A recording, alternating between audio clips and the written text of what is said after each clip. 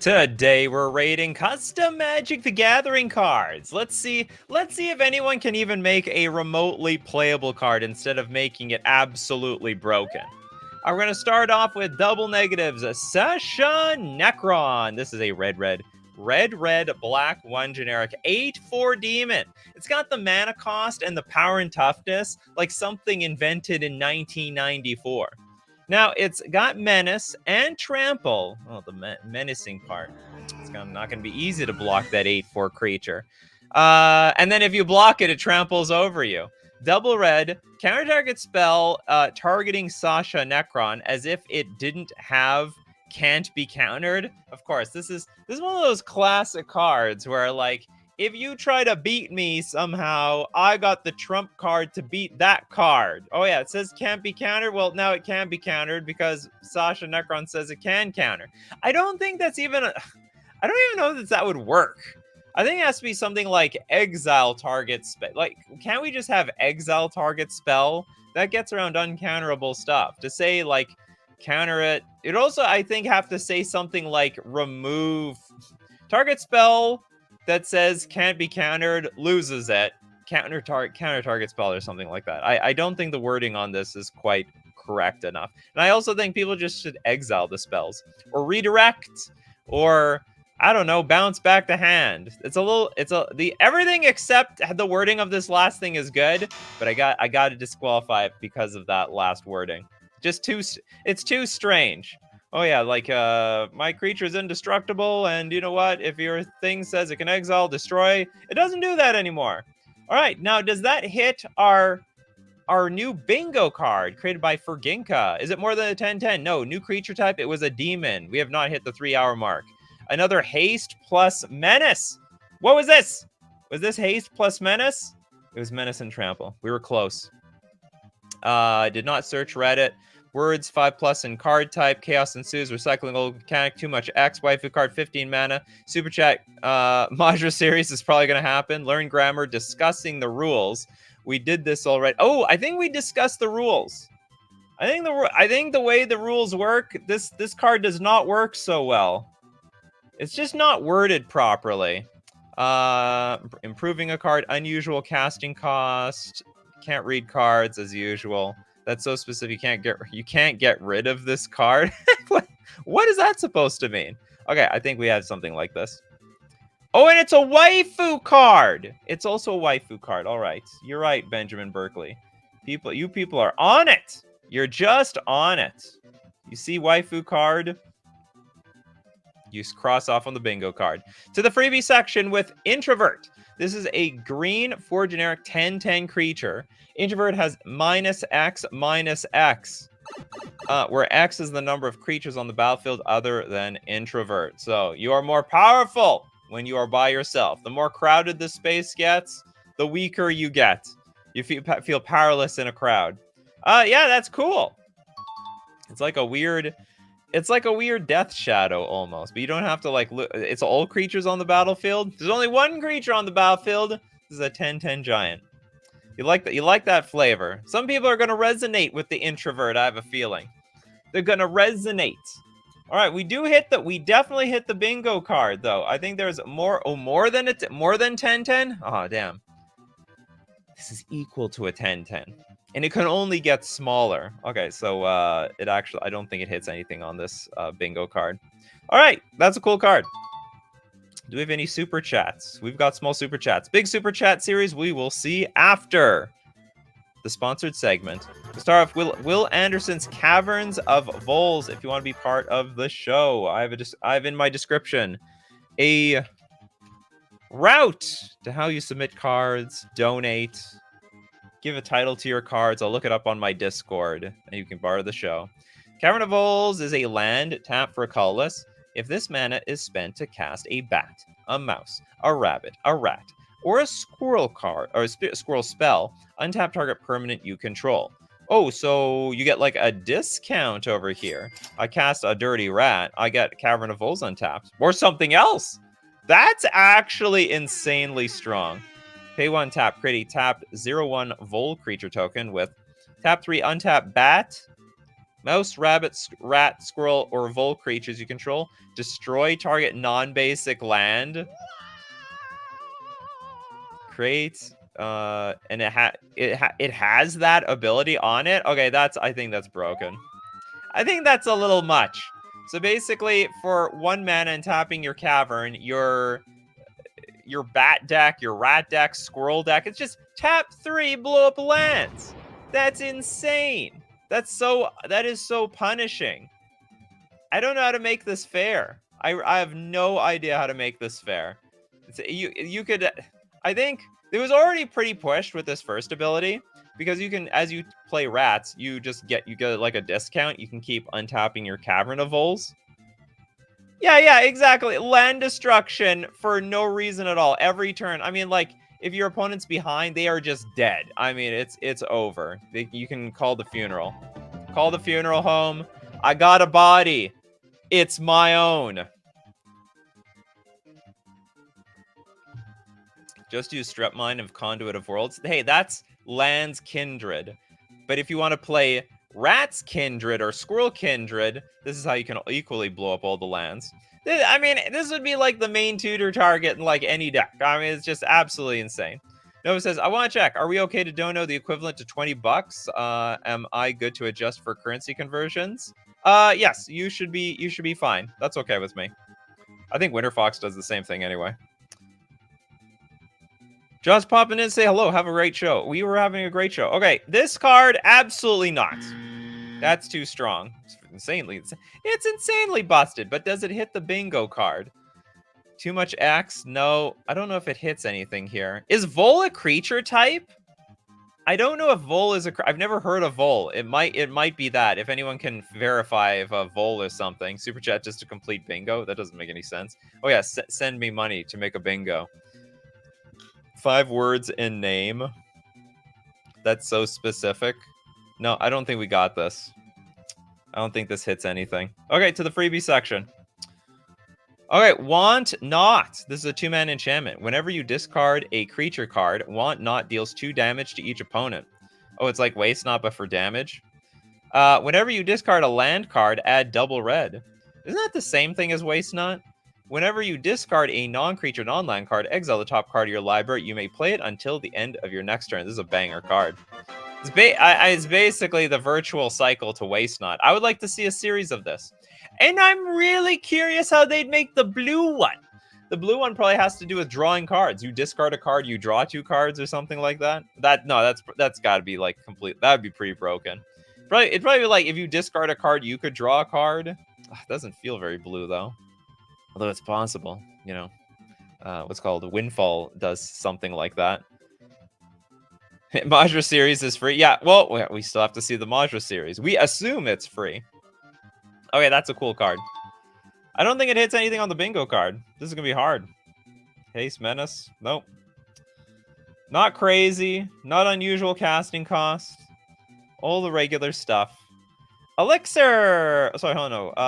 Okay, I'll go to Elixir. It would be so rude to name you and then not look up your card.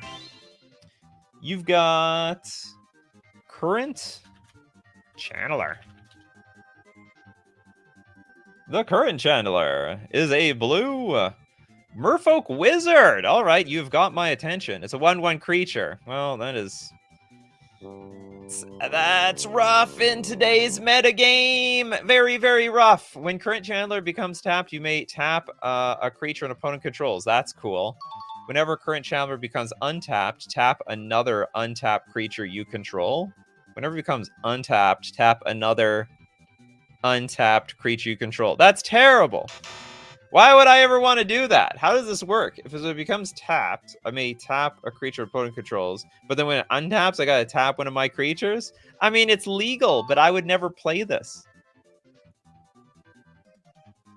I would never do it.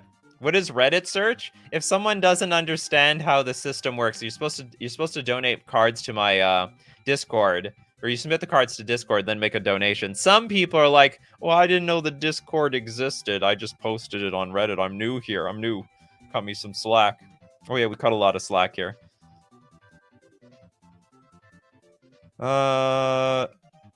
how does that work with the untap phase? Do you choose the order of untapping? So how it works is when you get to your untap step, you're actually not allowed to, anything that would trigger moves to your upkeep, your beginning of upkeep. So we untap, this thing will trigger. So when it becomes untapped at upkeep, this ability will move to the beginning of upkeep. We move to the upkeep, then it says tap another untapped creature you control. So I got to tap like something that's not the current Chandler, which would big suck. That would be awful. You would use 2 of them, right? Why would I even want to do that? So the idea is like, oh, are you telling me like, oh, so if I have 2 of them, is that the combo? When they untap, I can tap each other, and then when they tap, I tap stuff of my opponents. But they don't attack. I mean, these are dirtily. We just dirtling around here. Okay, perfectly legal. But as a Merfolk Master, I'd pass on this card. It would rot, I don't know, in a trade binder or something. Freebie section! Seek the Suns. We got a 2-mana instant. Search your library for a land card with a basic land type. Reveal it and put it into your hand. Then shuffle. Is that it?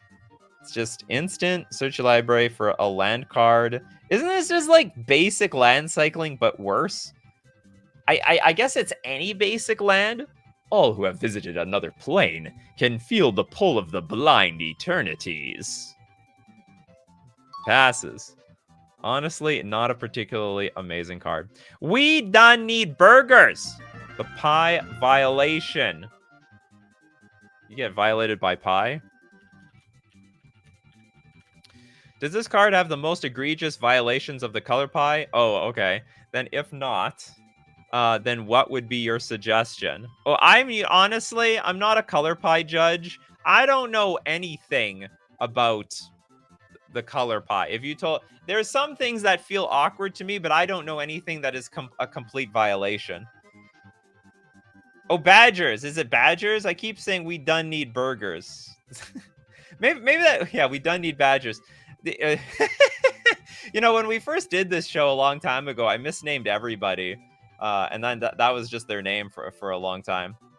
Sir, that pie is violated. Big hole in the middle. Guy smoking a cigarette. 6-mana instant. If triple red was spent to cast pie violation, destroy target enchantment. If black was spent to cast pie violation, exile target artifacts. If green was spent to cast pie violation, counter target spell.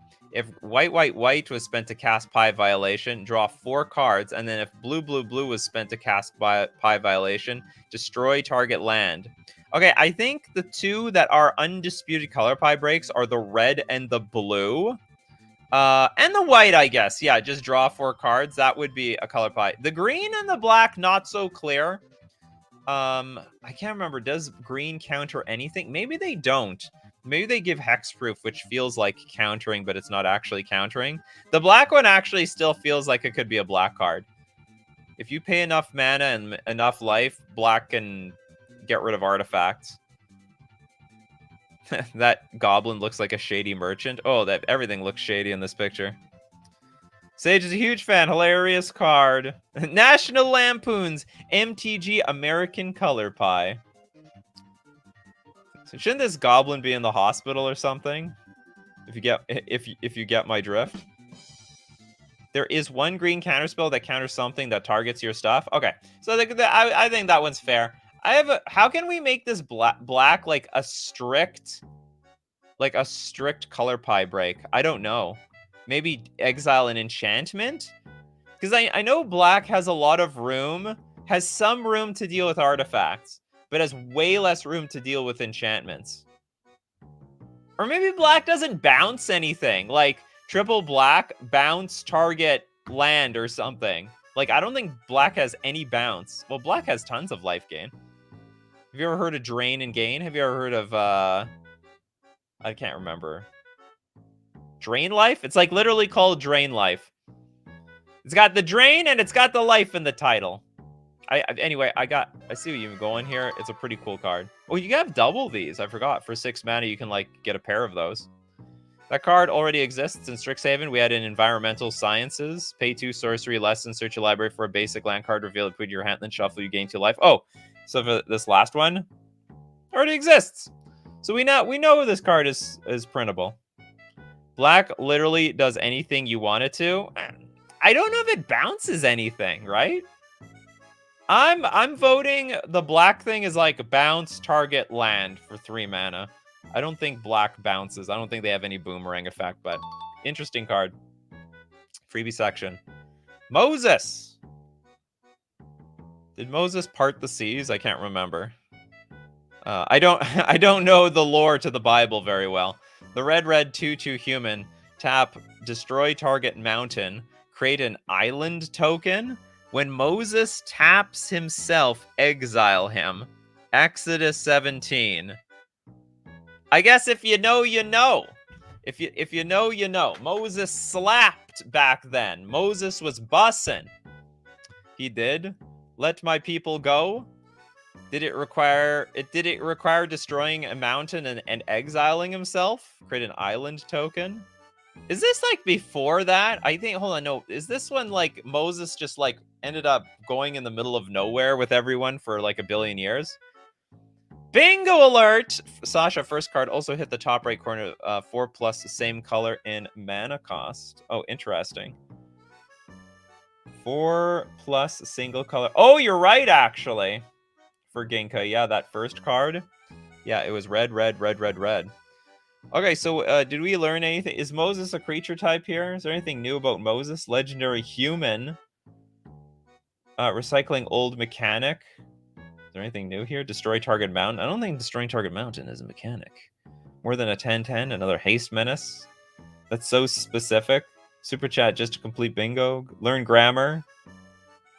I don't think we have a learn grammar card. Nikachu can't read cards. You guys can call me out when that happens. A lot of these have nothing to do with the cards, to be honest. Cards like this would never, ever work. Tap, destroy target mountain. Oh, yeah, we should actually talk about create an island token. So basically, we're replacing somebody's mountains with islands. No, we get the island. So what? We destroy someone's mountain and we get an island? This card's absolutely busted. It's like a repeatable sinkhole over and over and over again against a red deck. Now, the interesting thing against a red deck, they probably will kill it. Like, most red players are like, okay, bolt this thing. But if you don't bolt it, I mean, it's just a beating. It's like ramp while land destruction at the same time. Oh no, but it's only once. When Moses becomes tapped, exile him. You only get one. Maybe it's worth it. I mean, it gets exiled. Yeah, not repeatable. But you know what that means. Nikachu can't read cards. To be honest, I read the card. I didn't comprehend it properly, but we know what? For the sake of the bingo card, we're gonna say I didn't read this card. All right, we're gonna give it a pass. Next up, we've got Elixir with the Deep Tread Haru spec. Deep treading around here.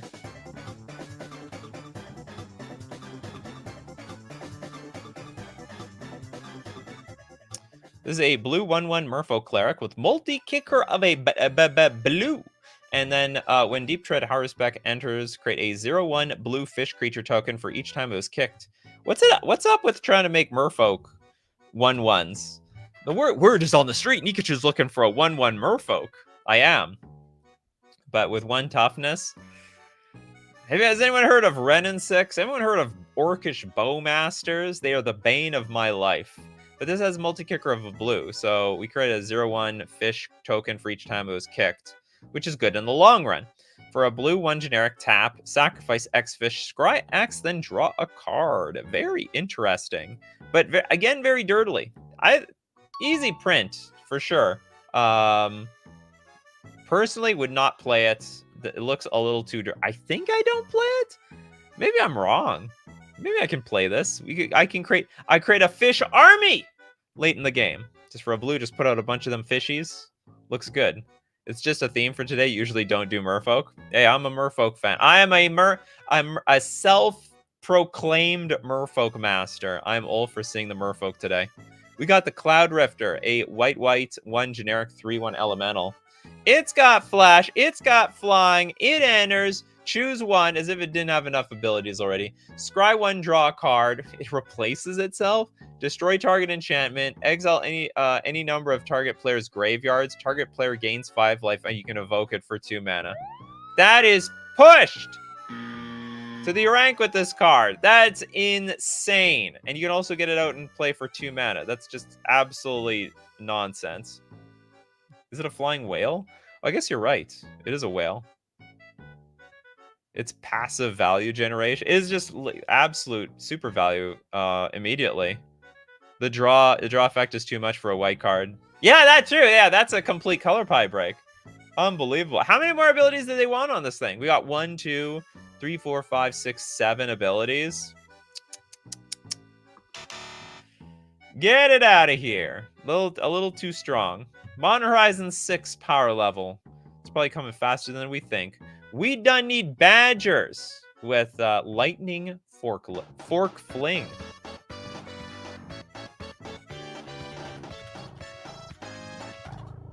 This is an old school combo. Sorry, old school combo turned into a single card.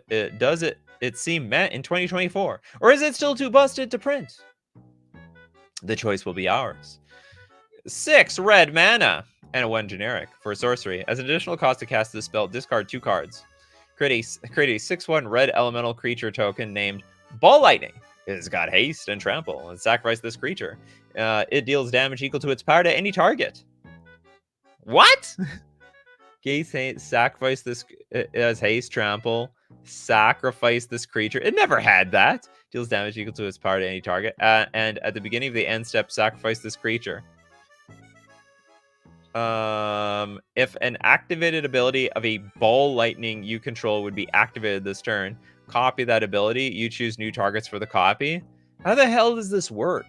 So creates discard. So we have to burn 3 cards on this. We get a 6/1 red elemental creature token. It has haste, trample. I think you mean it has sacrifice this creature. It deals damage equal to its power to any target. That's not what Ball Lightning did, though. That is definitely a flavor fail. Would this be good in Commander? No, it would probably be worthless. Now the question is, it's basically, is 7 mana, 3 cards worth 12 damage, right? Oh, we're only getting 1. What is going on here? Is this card? We discard 2 cards, create a 6/1 red element. We just get 1? If an activated ability of a Ball Lightning you control would be activated this turn, copy that ability. Oh, no, okay, you may choose. So we have 2. We have 12 damage. I guess it's okay.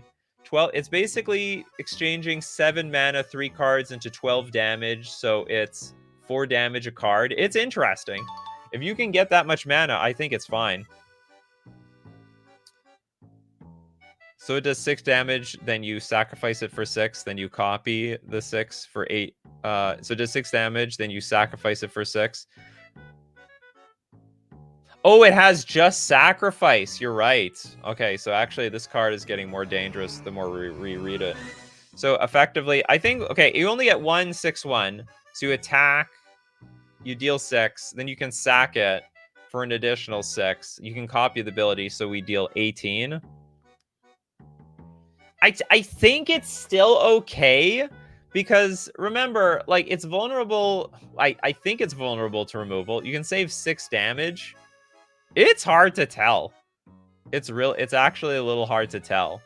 Because now I'm thinking there's some decks that want to ramp into 7 mana really fast.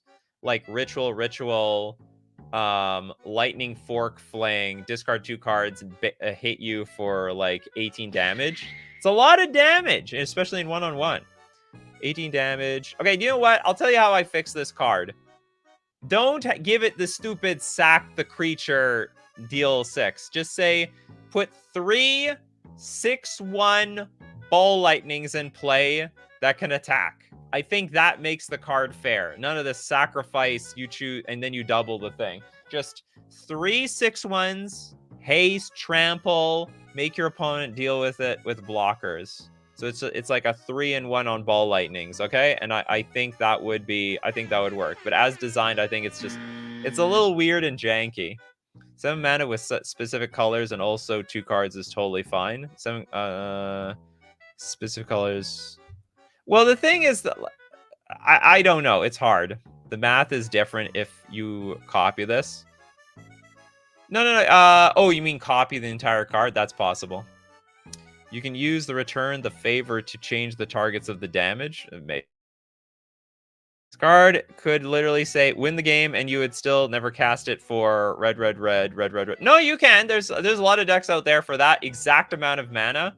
There's something called a Charbelcher deck that does win off of that much mana. They ritual into 7, play Charbelcher, activate it, and then you lose. Good game, sir. Or ma'am.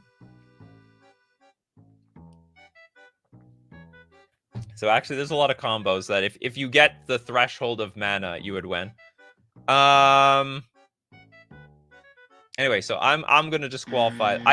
The way it's worded, it's a bit janky. It's a bit janky. If you clear it up a little bit. Now, does it hit the bingo card? That's the real question. Cycling old mechanic. It's recycling an old creature. That doesn't really count. Do creature type more than a 10/10. Haste and menace. No, just haste. Is it so specific though? You copy. You know what? It was specific. We copied a ball lightning. we copied specifically ball lightning. It had its regular trample and haste. That was really weird. That was very weird. Oh, an unusual casting cost? No, it's not that unusual, to be honest. 6 red mana. Actually, you know what? We could put that. Unusual casting cost. I don't know anything in the game for exactly 6 red mana. Yeah, I don't know. It's unusual. I mean, this is pretty unusual. Does anyone know what 6 red is? Okay, next up, we go to the freebie section. The Silver Mine. Not the Sliver Mine. I'm going to go to the Sliver Mine. That's where the slivers probably are hiding. It's a land. Silver Mine enters the battlefield with an ore counter on it. Tap that, a colorless. Remove an ore counter from Silver Mine. Untap Silver Mine. Ooh, interesting. So enter battlefield tapped. So next turn, you can we get more? It reminds me, I think that this is a great card. I think this is a really cool example of a soul land done right. You can't use it immediately. And second off, so you do get the double mana next turn. It's almost like you save mana for the next turn and then you spend it. Somehow I feel like it's a bit underpowered. Like, this should be like a charge land or something. You have the option to tap and add like another mana to it or something.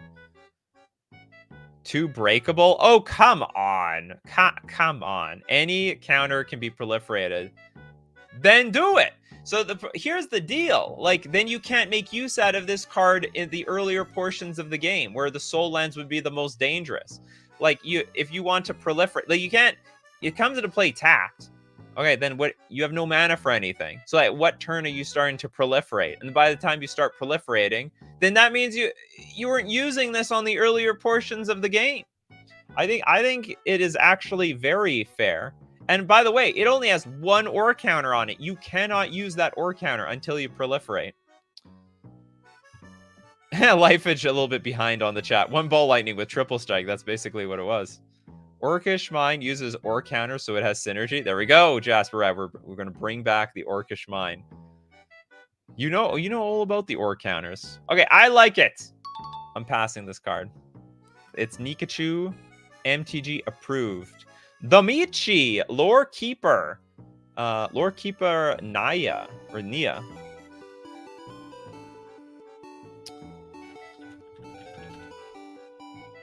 We got the Lore Keeper. It is a green-red 2 generic 1/5 Satyr Shaman. We are being very conservative on the power.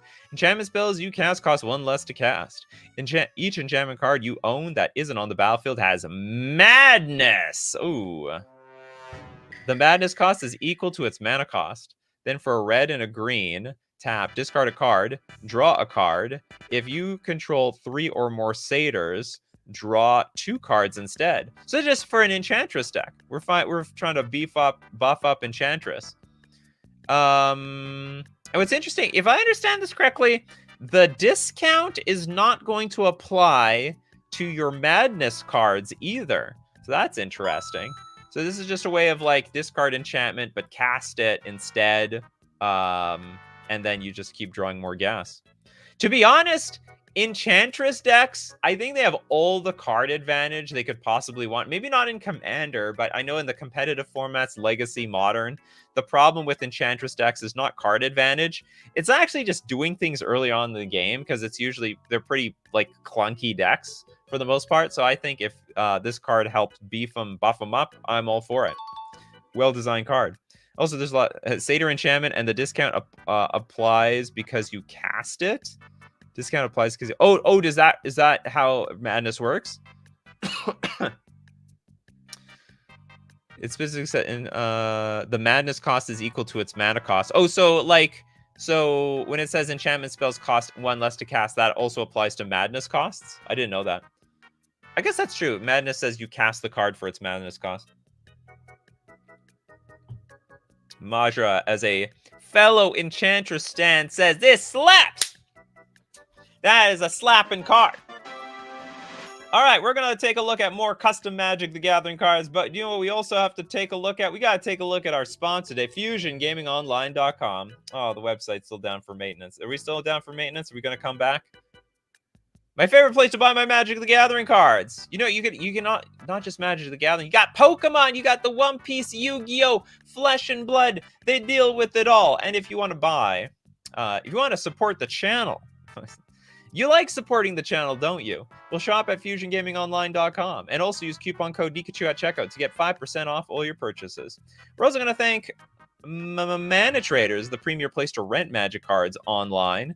For Magic Online, you can play all formats, including Commander and Dual Commander. It's hot. It's coming up. It's a big thing online right now. They even banned Tameo. But you don't worry about the cards getting banned when you're renting with Mana Traders, because Mana Traders cards get banned. You're just renting them. You send the deck back, you get a new one. You can support the channel using my Mana Traders link in the description below, or save 10% off your first 2 months using coupon code Nikachu_QTP. And back to the series. I'm lost. I don't know where I am. I've fallen and I can't get up. It is the ad time. Okay, what do we got for super chats? Okay, we have big... Hold on. Okay, I want to get to this one right now. I'm going to get to the big series. I saw someone who wanted a super chat earlier. A long-time viewer of the stream. Let's go with Steve Cooper. Slagter of Orasmith? Slagter? The Orasmith. And then Dono, freebie section, and whoever on Discord. Okay, we'll get one on the freebie section. We'll get one on Discord. Slagter, the Orasmith. This is a Naya 4/4 construct with Vigilance, Haste, equip cost you pay cost 1 less. Then whenever an aura with enchant creature enters under your control, it becomes an artifact. Artifact equipment with equip cost equal to its mana value. Change all instances of enchanted to equipped on that card. What the F does this card do? Whenever an aura becomes an artifact equipment. Okay, so auras become equipment, and the equip cost is equal to its mana value. Change all instances of enchant to equip on that card. What a weird card. What are we trying to break the game, Steve Cooper? What is going on here? Yeah, this makes auras into equipments. But you know what's interesting? It needs to enter the battlefield. If you still kill the creature in response, I mean, it just destroys this. It's like, it's pointless. Yeah, it turns auras into equipment, but the biggest problem with... I mean, there's... So it does buff auras, but at the end of the day, Coffee Crew, what ends up happening is you get your creature destroyed in response to you targeting it with an aura, and then, I mean, it's still screwed. It still has no target, and then it dies. Then it doesn't enter the battlefield. And if it doesn't enter the battlefield, yeah, you get nothing. Okay, Gwendolyn, can I submit Astral Mox? Well, thanks to Steve Cooper, you can. Astral Mox. Ba-ba! We got a 0 mana artifact. Okay. What are the odds this thing's going to be broken? It's a Mox, it's 0 mana. It's hard to balance these types of cards. Astral Mox enters with 1 charge counter on it. Whenever you cast your commander, put 1 charge counter on Astral Mox. That's interesting. This ability triggers only once each turn. So, okay, tap, add 1 mana of any 1 color for each charge. For each charge counter? Spend this mana, only cast your commander? Oh! So it's like jeweled Mox. It's like only for the commander. But doesn't this defeat the purpose of commander tax? Because every single time you cast this just makes it cheaper for you to cast your commander. So for that reason, probably it's broken. Yeah, it's cheating on the taxes. Or is it? Hold on, isn't it? No, it's just one. It's 1 more, right? It's 1 more every time, not 2 more. Safety on the commander taxes. You're trying to get around the phantom tax. Only essentially by 1. Well, each time you cast it. Cast your commander, put a charge counter on it. It triggers once each turn. It should just say it triggers once, period. Like, how many times are you going to cast your commander in 1 turn? Every single time it dies, you're just going to bring it back, and then boom, you get the counter on it again.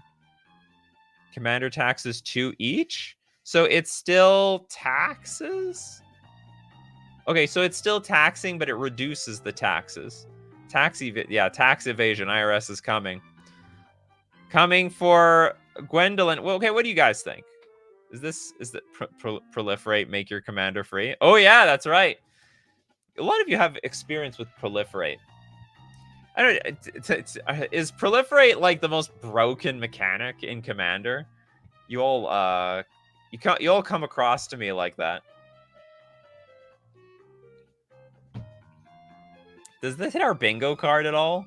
Recycling old mechanic. I guess the Mox. No, that's not really an actual mechanic. I don't think we got anything here. You can't get rid of this card. Major Dono, Super Chat. Oops. There are cards make an entire creature type cheaper, so I think it's weak. Proliferate is best with infect and poison counters. Half tax discount, essentially, as long as you don't cast your commander more than once per turn. All right. We'll give it a pass. We have a freebie section to Reddit. Thanks to Steve Cooper. Infinite Universes! What is this all about? Sorcery. Players play a Magic subgame using their libraries as their decks. The winner may put all permanents they controlled at the end of this subgame into play instead of shuffling them into their library. A player who concedes this subgame also concedes the game. Oh my goodness. And as epic? For the rest of the game, you can't cast spells at the beginning of each of your upkeeps. Copy this spell except for its epic ability. No! This is terrible. Yeah, Charizard on crack. Infinite universes. This just goes on for forever. Probably. Yes, hey, Sapphire, thanks so much. It looks familiar for some reason. We've been here before.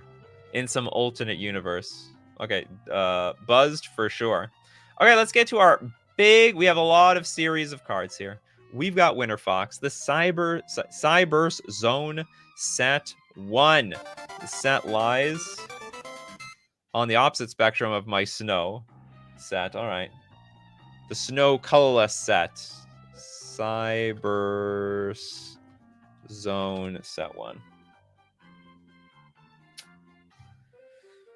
Ooh, it's all mono blue. Mono blue for you. What is this? Inverted Dream Mirror Cyberverse? This is the Dream Mirror world. Deep in the future, like with Neon Dynasty. Legendary Cyberse land. Firewall 5. Ward N? But mana can be paid in combination of blue and colorless. Cost, substitution, abilities, and effects cannot be used to pay this cost. I don't understand what that means. What does Ward N mean? Oh, is it Firewall? Is Firewall N just Ward N? Why don't you just say Ward N? Oh, I see. Okay, you just gave another thing for ward, essentially. Okay, cybersecurity, cyber programs you control have firewall 1 and blue. Tap, return this card to your hand. Biofilter, non-cybers creatures with haste and or vigilance that enter the battlefield loses haste and or vigilance. Non-cyber creatures with haste and vigilance. Basically, you're like screwing over all your opponents. This feels less of a blue card, to be honest. It's not very yeah, new mechanic. We can always depend on Winter Fox by creating new mechanics. And new creature types. Was there a new creature type in here? Where's the new mechanic on the bingo card? Where's new creature type? Maybe there's no mechanic on here. It's just new it's new creature type. An old mechanic. Yeah, it actually 5 plus words in card type. Did that meet here? 1, 2, 3, 4. We missed on one. Yu-Gi-Oh card, definitely. Okay, we got it. I believe you. Yu-Gi-Oh card. Too much text. Way too much text. So, I mean, I'm lost here. And plus, there's, like, flavor text at the bottom. Plus, I think removing haste and vigilance really isn't a blue thing. You can't get rid of this card. Well, that's the point. All of Winter Fox's cards are, like, you can't get rid of them. This one, okay, this is a Dream Mirror Cyberscape. What is it? It's a land? It's a blue land. That's really confusing me because this is it's blue. Firewall 3.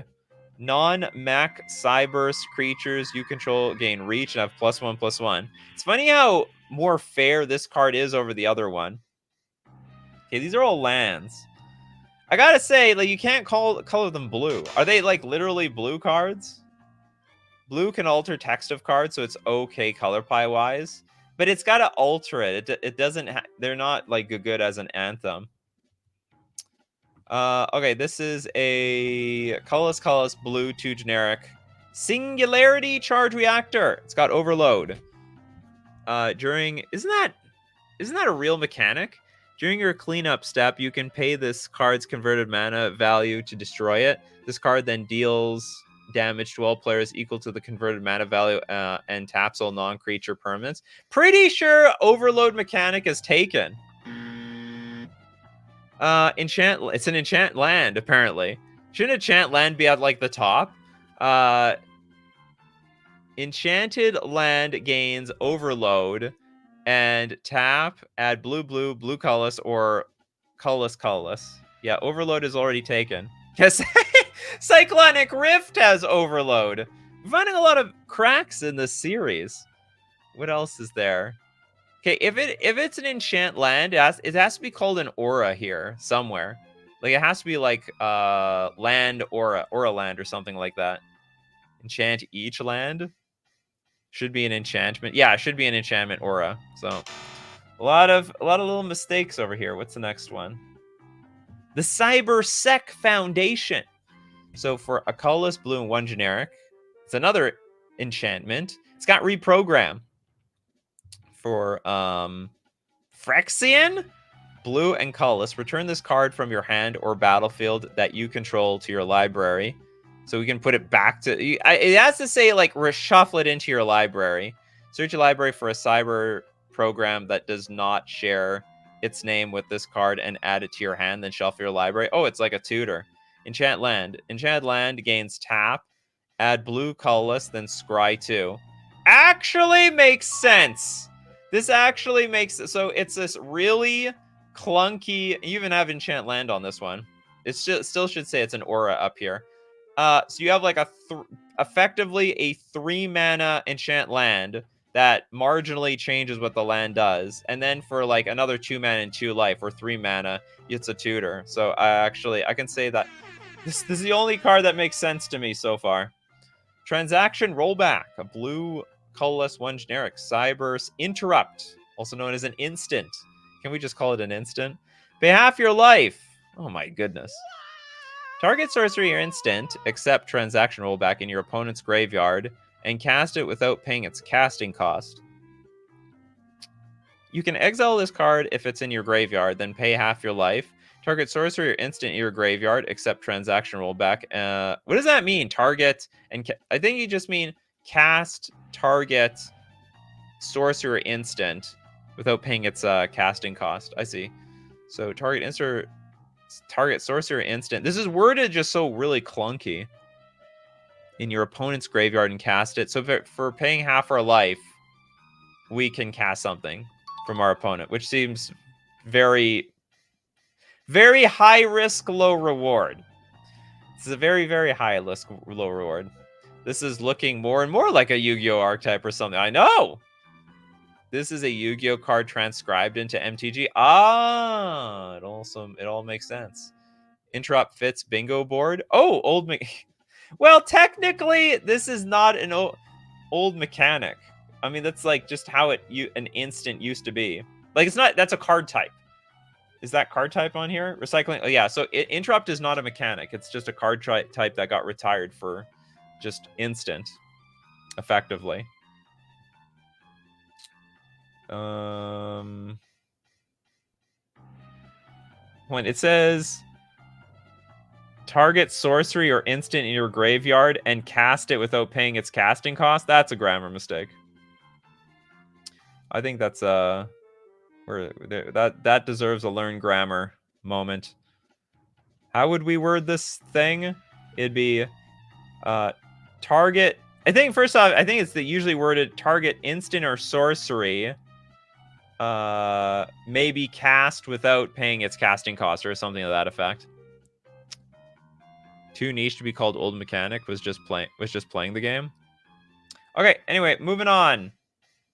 We've got more super chats. We've got the damn draws in the thread monkey. 9 cards from the third bunch of cards. Skip ape X of power.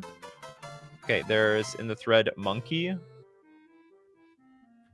I need a monkey sound. Oh, you should get this sound effect. Ah, interesting. Yeah, you made a thread. And then 9 cards from the third bunch of cards. Skip ape X of power. You got it. Okay, so we will look at 5 of them right now. Is this ape X? No. Simian Celebrants. Green for a 1/1 monkey citizen. Celebration. If 2 or more non-land permanents entered under your control this turn, create a banana token. The other monkey creature gains tap, add a green. So you're basically turning all the monkeys into mana dorks, is what you're doing here. SageCur says, it's funny how sub-games are just somehow being dodged. The sub-game thing.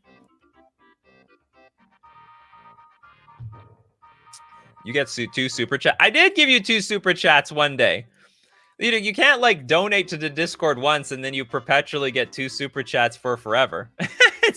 I gave it between you and your other account.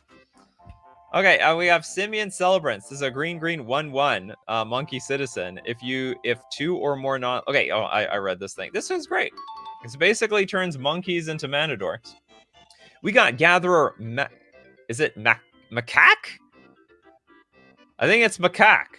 Gather a macaque. Gather a lot of bananas, though. 3 mana, 1/3. Are we limited to 1 super chat per stream? No, you can have several super chats, but it's got to be at most 10 cards. At most, it can't go any further than that. When Gather a Macaque enters or becomes tapped, create a banana token. Pay 2, tap, Gather a Macaque explores. Did we look at these before? I can't remember if this is the same as last week.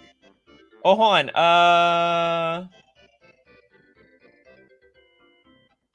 How further down? Hold on. Where does this series start? Live from the third bunch of posts. These have been shown. Yeah. I just realized, like, these are very familiar. You should create the, like, they should be in separate threads, effectively. I think this is a new one. Because otherwise, I got to keep scrolling down this thread over and over and over again. Okay, I think this is new. 4 mana for a 2/1 Ape Spirit. The Ape Shieldgeist. Flying first strike. Each ape and monkey you control has ward 1. Oh, at 4 mana, I honestly don't even think that will do very much. If Ape Shieldgeist is put into a graveyard from anywhere, exile it. If Ape Shieldgeist is put in graveyard from anywhere, that's weird. Why do we need that one? It's funny, like when it comes to old, what do we define as an old recycling old mechanic? Like a mechanic that's been retired. Flying is an old mechanic. Flying is super old. Okay. Definitely passes. Next up, we got Apex of Power is supposed to be skipped. Okay, we skip it. The Apescape.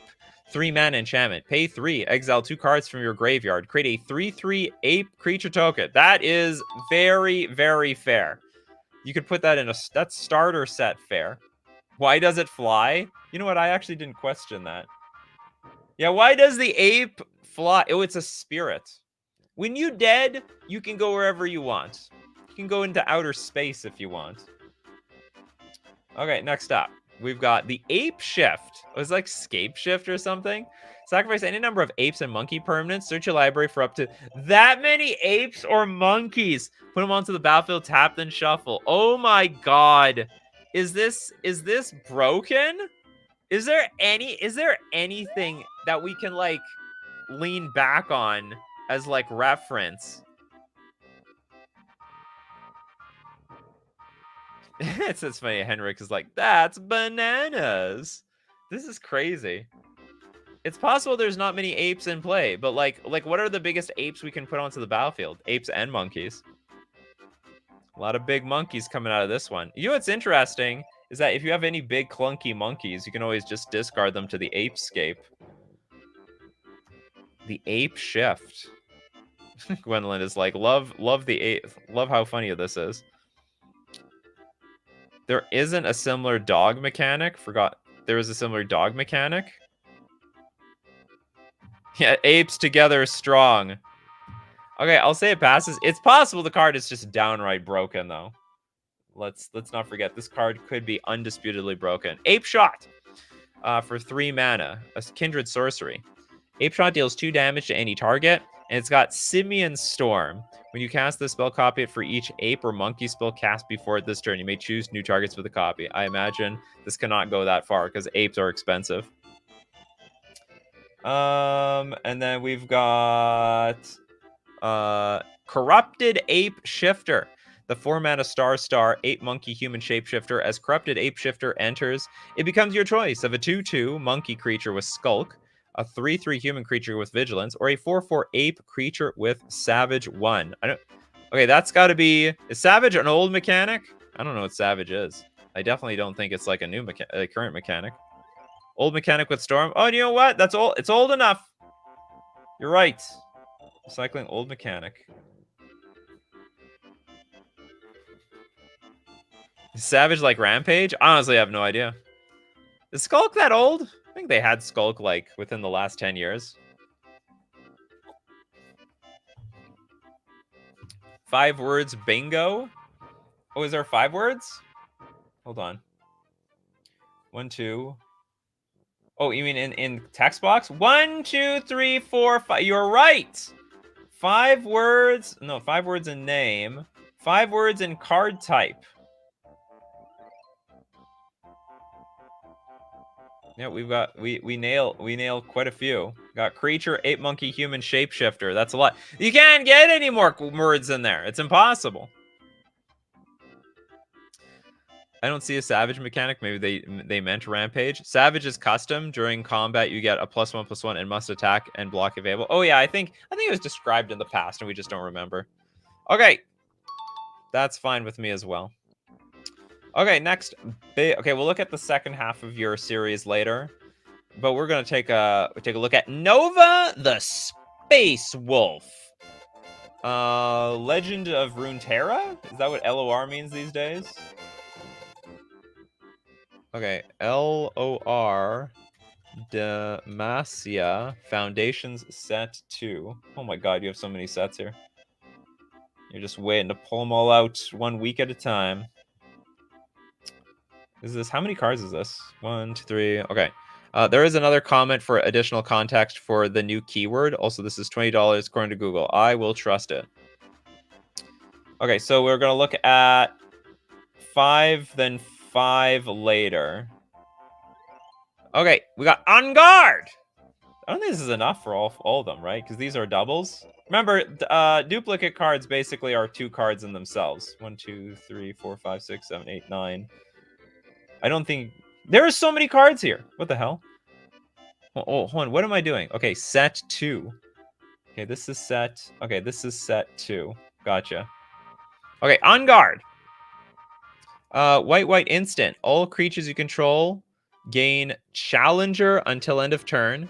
Whenever this creature attacks, you may have target creature defending player controls untap and block it, even if unable to do so normally. I think, okay, I think it would just be preferable that it just says, like, untap target creature, it blocks if it can, instead of forcing it to block. And because this wording is just really clunky, but I more or less know what you mean. Bingo card alert, top row, 4th column. We did this already. What do you mean we did this already? Oh, you mean like the last series? Yeah, we looked at a card that we had done before. Oh, is that what it's for? Oh, we just are waiting for a card that's like a 10-10. Oops. Advanced provoke. Read comment in Discord. I can't read all the comments in Discord. Like, otherwise the show goes on for way too long. I know you guys have these super long comments. Unless it's for a... Was there a mechanic explained here? Creatures you control gain Challenger until end of turn. Does it explain Challenger? It's almost identical to Provoke, which forces a creature to block, but the Challenger was used instead of Provoke, according to the wiki I was using. Does not allow for non-flying / non-reach creatures to force a flying creature to block. That's weird. Okay, we go to Fiora. It's a white 2 generic legendary creature. It's a human Demantian Knight. Also 5 words in the card type. Yeah, Challenger is just fight with extra steps. No, but like, oh yeah, you could just say it fights.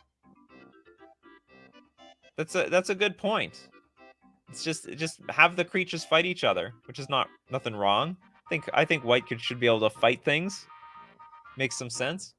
Okay, let's Fiora. White 2 generic 4/4. Also has Challenger. When Fiora kills a creature an opponent controls, place 1 vital counter on Fiora. Vital counters cannot be proliferated or copied in any way. People are just... It's so specific. Did we nail the specific card already? Yeah, we've already specified it. Fights and actual combats aren't anywhere near comparable. Okay, that's fair. That's fair. There are things that happen in combat that don't happen through fighting. At end of combat, if Fiora has 2 vital counters and is still alive, then Fiora transforms and loses all vital counters. It becomes Fiora the Grand Duelist. Sounds like a Yu-Gi-Oh card. Yu-Gi-Oh name. Challenger. When Fiora the Grand Duelist kills a creature an opponent controls, place 1 vital counter on Fiora. Vital counters cannot be proliferated or copied in any way. At end of combat, if Fiora the Grand Duelist has 4 vital counters on and is still alive, then you win the game? I have no idea if this is... I'm pretty sure... Okay, so now I understand you can't proliferate them because you don't want people to cheat their way to victory. I guess we can make this pass. Okay, next card. Is this a card? Oh, I thought this was a split card. Oh no, I want to do this one first. For Demacia! White, 2 generic sorcery. Give all creatures you control +3/+3 until end of turn. Oh yeah, easy pass. Then we've got white 2/1 Demacian Bird. I don't know this world. When Fleet Feather Tracker is on the battlefield, if another creature enters the battlefield under your control, Fleet Feather Tracker gains Challenger until the end of the round. Whenever this creature attacks, you may have target creature defending player controls untap and block it, even if unable to do so normally.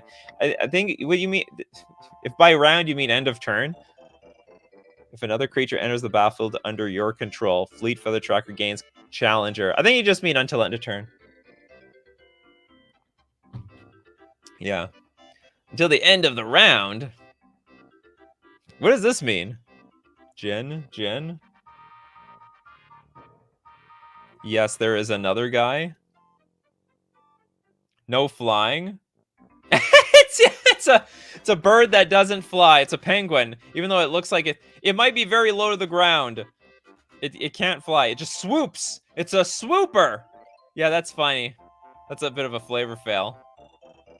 Is end of round not a thing? It's end of turn.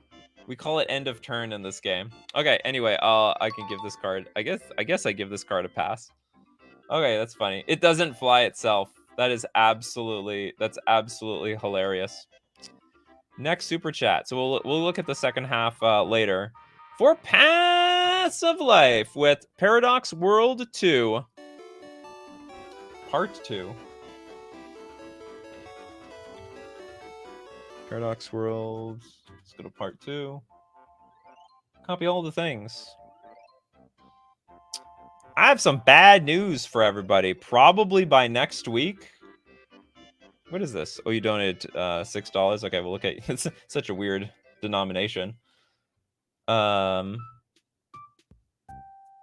bad news is probably the super chats are probably going to go up to $5 so that we can get this show over in a reasonable amount of time. Okay, Paradox Isles. It's a legendary land. Tap the active player adds blue. That's it. The active player adds blue. So if you're not the active player, so weird. Okay, tap add colorless. This mana must be spent before you can activate this ability again this turn. Oh, so you don't untap it and then retap it for more mana? While tapped, if another differently named spell or card's ability would add one or more blue, it adds one less blue instead and untaps Paradox Isle? I don't understand! Is this just like jank for the sake of being jank?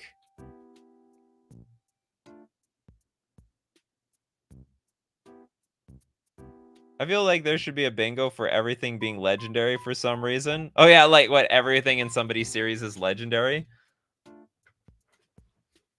Unreasonably long shows are your favorite? I don't understand this card. I don't get it.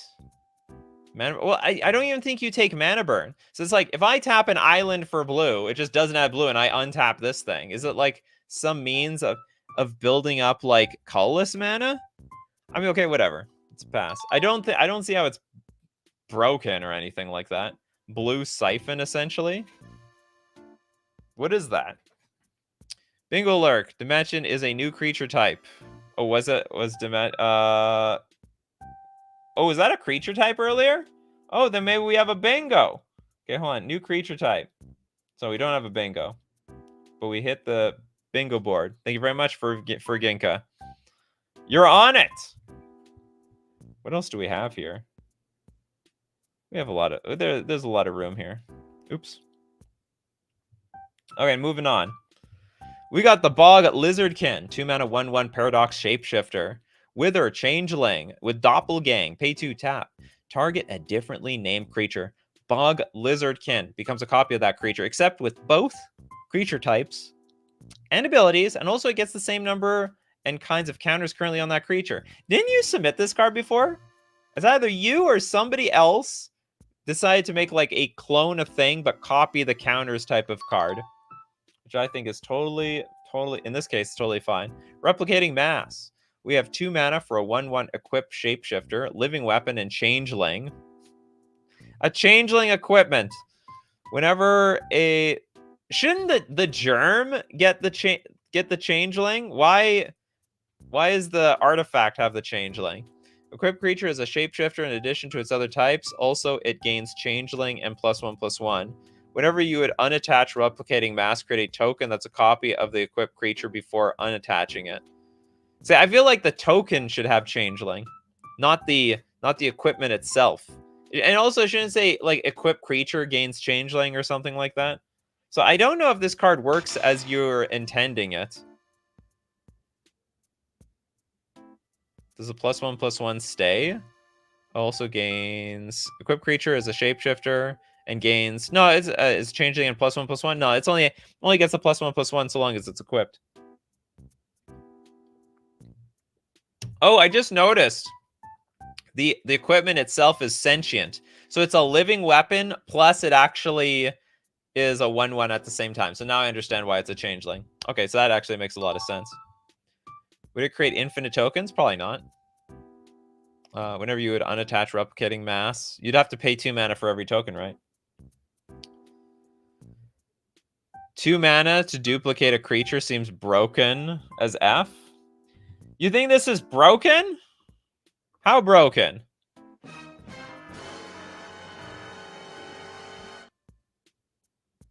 Create a token that's a copy of the equipped creature. Oh, I see what you mean. 2 mana, unattach, make a token, and then you move it to another creature. You'd unattach, and then you move it over around. Oh yeah, you're right. Yeah, do you know what? I think you're right. This card is actually broken. Imagine this in an ETB deck. I don't know if it was that big of a deal as an ETB, but it's pretty easy to like configure onto something and then just keep moving it around. You proliferate your creatures. Oh god. Okay, next up, the Contra Spawn Pool. 3 mana. It's a paradox. Whenever you would create a creature token, it is created as a paradox shapeshifter creature with changeling and absorb 1, in addition to its other types and abilities. I don't even remember what absorb 1 means. Creatures with changeling get +1/+1. Tap, sacrifice a creature. Place target paradox creature card from your graveyard onto the battlefield tapped. So tap, sack a creature, place target paradox creature card from your graveyard. So is it like a reanimator? Basically. I think it's fine.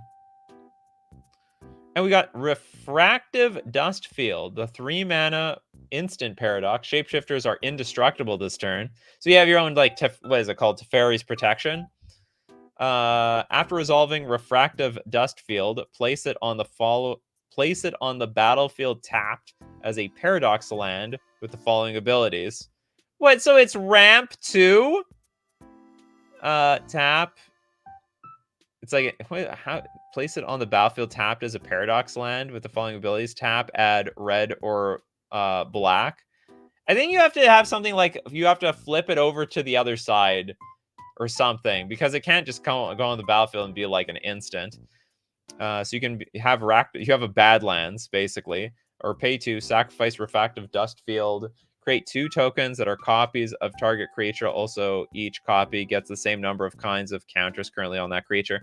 I think, okay, first of all, I think this is a bit strong, too strong, but I think the idea is there. I think it's very interesting, the concept to play an instant or sorcery, and then after it resolves, instead of going to the graveyard, you like flip the card over and it's just a totally new card, and you have like a permanent on the battlefield, whether it be like an enchantment, an artifact, a land, and you get like a little bit of a bonus on top of everything else. And then imitate class sentient amalgam, 6 mana 3/3 with changeling, and it's got memorization. Pay 1, choose 1 or both additional costs. +1, pay 1, tap, exile all instant sorcery cards in all graveyards, or X, copy target card exiled by imitate class, where X is that card where X is that card's mana value -1, then cast the copy without paying its mana cost. Copy target card. But then you do it like infinitely. Can't you just pay this thing infinitely? Like, let's say I put a cantrip into exile, right? Let's say brainstorm. Then for like an X, I can just keep, for just 1 mana, I just perpetually keep making this brainstorm. I think this also needs to tap, because once a card is in exile, or okay, copy target card exiled by imitate class. Yeah, I would put Dark Ritual into exile. Okay, so I'll tell you how this card is also broken. I'll tell you how you can either make this a tap ability, or the copy ability also targets cards in a graveyard, and then once it's used up, it goes to exile. Like once you cast their card, it goes to exile. Because otherwise, this is like, I don't want to say it's too strong, but it's like it's not balanced very well. It's a bit insane because you can just keep recasting cards from exile perpetually, and there's nothing in Magic that would let you do something like that unless it was like really convoluted. Yeah, step 1, put Dark Ritual in graveyard into exile. Step 2, put, I don't know, Manamorphose into exile. Somehow, one Manamorphose goes infinite, right? Basically, I think one Manamorphose just goes infinite. That's the problem with one Manamorphose, any ritual, they all go infinite, basically. Okay, next up. Is that the 6th one? That is the 6th one. Yeah, draws and ramps. Let's get a Majra. Let's get the Majra, parting of the Sapta Sagara.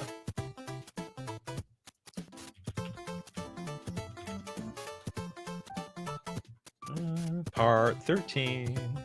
I can see ahead. I see the future. And that is going to hit part of our bingo card, a Majra series. Always a freebie. We are so close. All over the place. We are really close. 5 words a name. You can't get rid of this card. All right, moving on. Okay, first card. We got Vigorous Chorus. This is a 6 mana snare. Remember, snares are the it's like morph, but for artifacts. Snare for 3 mana, so you can turn it face up for 3 mana. When Vigorous Chorus enters or is turned face up, target land becomes a 0/0 blue and green fish artifact enchantment creature token. With this creature gets +1/+1 for each land you control. It's still a land. Then you sacrifice a Vigorous Chorus. I don't know how you're going to use this. I guess you just put it on your own. You put your own cards. Yeah, Darkstar Ashura. There's the Majra series. That's on the bingo card. Moving on.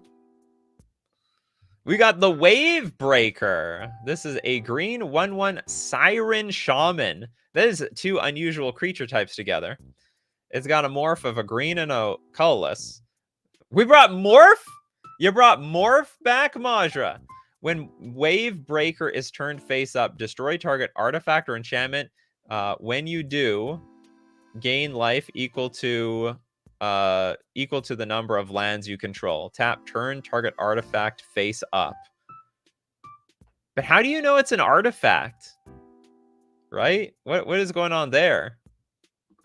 Oops, I'm confused. If you're trying to turn a card face up, it's face down. You don't know what it is. Unless you're talking about you want to turn your own stuff face up. Are we doing Yu-Gi-Oh! Mechanics again? Usually somebody tries to donate something like that.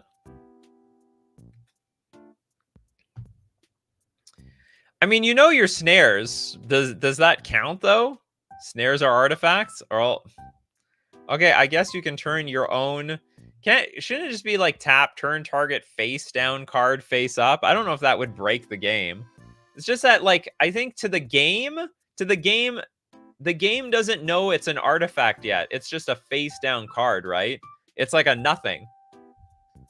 So you can't, it's like, because when you have to target something, the game is going to check, well, is this an artifact? Well, it's not, because like the public information is that it's just a face down card.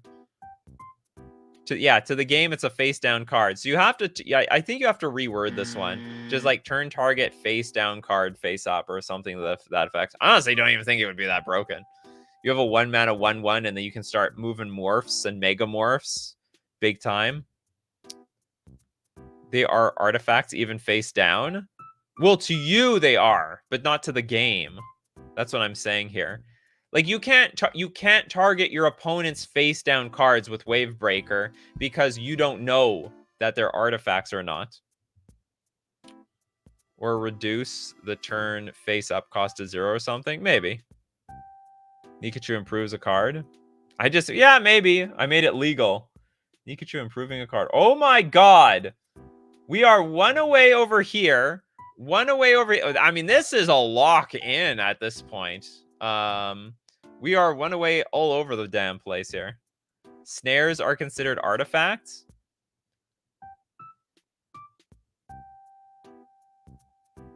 No, but I understand, but they're not. Nothing face down is an artifact.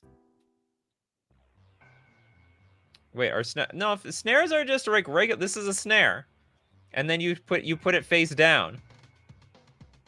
I mean, I don't know how you like created this archetype. Is it like it's a face down artifact? Is there like an artifact counter or something to notify people that this is an artifact? Because every other face down card is just a face down card. You have no idea what's face down. Could be a land, could be a creature, could be an artifact, could be anything. What's the reminder text on snare? Oh, I have no I don't know. It's like it must be so far down here. When were snares made? When did Majra invent the snare? I may not have it. The reminder card is an artifact. When it's face down? All right. I would say you're breaking the rules then. I don't think that is allowed, but I will give it to you then. But I'll give it to you for right now. But like all face down cards are... No, morphs and manifests are creatures. Ah, maybe you're right. So all morphs are creatures. All manifests. Okay, you know what? Maybe you're right. Maybe I'm wrong. We got to get rid of this thing. I'm taking it back. I did not improve squat. But the problem is when you manifest something, you don't know what it is. But you manifest a card under a 2/2, or you treat it like a 2. No, the card itself becomes a creature. There are already face down artifacts in the game. All right, I'm wrong. Majra is right. Majra feels very validated right now. The coffee crew has come to correct me. Okay, in that case, it passes. Wave Flare. 2 mana 1/1 Siren Assassin. It's got disguise for a black. Oh god, is that a real mechanic? I don't know what that is. Death Touch. When Wave Flare is turned face up, choose one. Oh, disguise. Like, hey, now I know what this. It's the hexproof mechanic, right? Oh, we have all the face down stuff happening here. When Wave Flare is turned face up, choose one. Put a -1/-1 counter on target creature or proliferate. When you sacrifice a non-creature permanent, each opponent loses 1 life and you gain 1 life. And it's a 2 mana 1/1. Yes, it's from MKM. All right, that one's fine. We got the Wave Weaver. A lot of waves going on. A lot of cheap cards, too. It's a blue 1/1 with morph of a blue. When Wave Weaver is turned face up, draw a card. So that we have some benefit to like morph it and then turn it face up to get some value. Tap, put a card from your hand face down on the battlefield. It is a 0/5 blue elemental creature with Defender and Vanishing too. Oh god. Put a card from your hand. Oh, so we can just turn any random cards into elementals that disappear eventually. The Waves of Denial. I was in denial that face down cards could be artifacts. Waves of Denial is a 4 mana artifact snare with flash. Snare of 2. When Waves of Denial enters or is turned face up, counter target spell. Then sacrifice the Waves of Denial. That is totally fair. This is an overcosted counter spell as far as I'm concerned. Should have just called it the Wardy Morph. Yeah, you know what? That's a good one actually. Yeah, they should have called it Wardy Morph. It's exactly what they should have worded it. Oh my god, I have 24 super chats. Super chats, not cards. And we're only 1 hour 18 minutes into the show. Okay, next up. Let's get a random $2 one. Let's get Ben's. Ben, are you still around here? I'm gonna save you from waiting to the very end of the show because it'd be like you're like 1.5 hours away probably. Draven Bloodline Regent. Let's take a look at this thing. So you have some, sorry, okay, so you have some mechanic. Thoughts on the keyword? What is the keyword? Vampires you control have Blood Hunt. Blood Hunt. Whenever this creature enters the battlefield, put a Blood Hunt counter on target creature an opponent controls. Whenever a creature an opponent controls with a Blood Hunt counter on it dies, put a +1/+1 counter on target vampire. You create a blood token and gain 2 life. Put a +1/+1 counter on target vampire. You create, so basically we put a, it's almost like they've got like a mark on them. So yeah, I think that's fine. Basically you put I want to say there's like a counter very similar to this. Basically you put the counter on it, if it dies you get a benefit. No, outside of that, it's got Bloodthirst 1 and Lifelink, and whenever another non-vampire you control dies, you may sacrifice a blood token, which you might get a lot of with this deck. If you do, exile it and create a 1/1 black bat creature token with flying. It gains when this creature attacks. Sacrifice it and return the exiled card to the battlefield tapped and attacking. Okay, so if your vampire dies, it becomes a bat. If the bat attacks, it lives. You get your vampire back. Yeah, it's like, that's what I was thinking. I was thinking of the bounty counter, the bounty. All right, I think the mechanic works. I have no idea if this card is fair. There's a lot of words on this card. It's a very wordy card. Is wordy on our bingo card. Can't get rid of this for indestructible cards. 5 words in the name. Do we get there? Oh, we do. Hold on, sorry. Do we have 5 words in the name? 1, 2, 3. Nope, we don't. So I'm gonna give it a pass. Definitely give a pass to the what's it called? The mechanic. May not work well as intended, but the idea is that a vampire hunts a creature until it dies and uses the bloods for protection. Flavor win. Huge flavor win mechanic. And let's get back to the giant super chats. Do I have any gigantic ones still? No? Okay, let's get through some. I'll get through a few $5 ones. Starting with Magostera. Hey, Nikachu, hope you're well. Card is Undying Obsession. Nothing groundbreaking, just wished to depict how love can take form in Rakdos. They're very passionate about love, aren't they? Undying Obsession. What is this? Necrophilia or something like this? Looks like, I can't tell. Is this a skull? Can't see what's going on in the art. Okay, we got red black sorcery. We got return target human creature card from your graveyard to the battlefield. It becomes a black horror in addition to its other types. And also escape for 4 mana. Exile 5 other cards from your graveyard. You may cast this card from your graveyard for its escape cost. You could get 2. It's a monster. Brought back the monster from the graveyard. You could also do it twice. You could bring 2 monsters back from the graveyard. That's like that anime with the monster. It probably is. It's an anime card. It's referencing anime that I do not know. Reminder that Mon-Fri is a human. Okay, we're gonna keep that in mind, Pedgeman. Thanks for letting us know. This is totally fine. Yeah, this is totally fine. It's a great card. No matter what you become, I will always love you, and I will never let you die. That is disgusting. Some people are obsessed. Undyingly obsessed.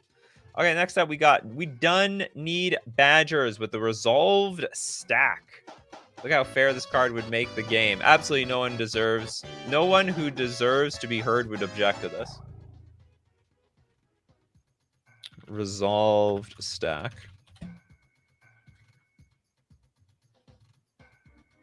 Four-mana artifact. All spells, activated abilities, and triggered abilities have split second. Oh my goodness. This is chaos. The stack isn't a place for debate. It's a place for resolution. I can't tell. Is this broken or something? It technically turns the game. All spells, activated abilities, and triggered abilities have split second. It technically makes the game Hearthstone, right? Or maybe not, because you always have priority. It's like, okay, I cast a spell, I only have priority. I cast a spell, only have... So basically, you can only cast things... Yeah, what is interaction anyway? No, okay, I'm actually wrong. So no one can interact with each other, and you can only start casting spells at the end of every step and phase. Like, okay, I move to my attack step. Okay, now I want to play a spell, and it will always resolve 100%. This is crazy. You know what I think we should print this. Just for science. For science, we should know what this happens in real life. Okay, next up, we've got Skylar with Brawn 2, the Valorant Bull, made with some mechanics. I made up in a card game I'm making. Brawn 2, Valorant Bull. Let's take a look at it, Skylar. We got red for generic for a 6/7 Minotaur. It's got haste. Does it have menace? No, it doesn't have a menace. But it's got reserves. When this creature attacks, you may instead convert its damage into X reserve counters on it, where X is its power, and deal no combat damage. You may expend these counters to give this creature +X until end of turn. Oh, okay. So you can basically, you're putting like you're storing the power on the creature for later. Charge X. When this creature attacks, you may pay X. This creature gets +X until end of turn and take X damage. So it deals damage. Oh, it's interesting. So you're charging itself, but at the same time, you're damaging itself at the same time. Life Edge is like, so this card removes the stack from the game. Yeah, basically. The last card. It did. Too much X? Oh, was that a bingo card? Too much X! Well, we are so close to so many bingos, but we don't have one. We don't have a single bingo yet. We got nothing. We're going to fill up the whole card without actually getting there. Okay, I think this card is totally fine. I just wish I wish the wording was cleared up better. I don't mind this charge X. When this creature attacks, you may pay X. This creature gets +X until end of turn. Isn't that just... Shouldn't we just say... Okay, shouldn't this just be like reserves? When this creature attacks, if you deal damage, you may instead convert its damage into X reserve counters on it, where X is like the amount of damage it would have dealt, and then that's it. You don't have to say you may expend these counters to give the creature +X until end of turn. You just stop right there, and then you have charge X, right? Where when this creature attacks, you may pay X. This creature... What is X anyway here? I'm assuming the X charge counters, and this creature gets +X until end of turn and takes X damage. Should be X plus... Oh, yeah. It could be right. Like, that's more flavorful, Ryan. You could be right, yeah. Well, I'm just... It's fine. It's just... I don't know how to word this properly for what they want to do. Like, I can understand you. You attack. If it would deal damage, just put that many... You should just say put that many charge counters on the card. And then when it attacks, you may remove X charge counters from the card to give it +X+0 until end of turn, or something to that effect. Moving on, let's take one from Elixir with the Tsigam.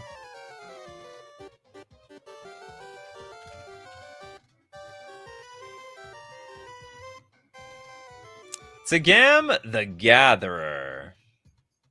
It's a blue 1/1 Merfolk Citizen. 3 mana, tap. Put a Merfolk you own from outside the game into your hand. Okay. Sure. That's it's quite the funny effect. Honestly, I don't think it would be that good.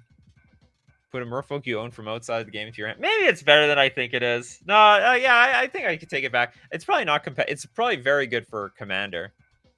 If I rule 0 it in or something like that. Charge Axe equals infinite is busted. No, it's not, because the creature takes damage equal to the charge counters. Oh no, you're right. It got +X, so it can always... Oh, that's correct.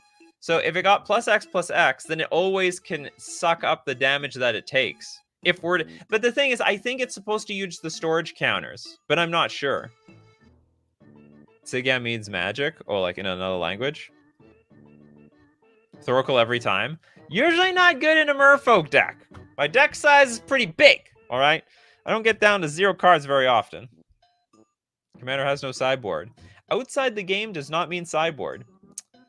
Outside the game means outside the game. Yeah, outside the game and sideboard. Now if a card reveal, there's a difference between outside the game and or hold on, is outside the game your sideboard? How is it worded now? There's now two specific wordings between like your collection. Oh, now that I'm thinking, outside the game in competitive Magic means your sideboard.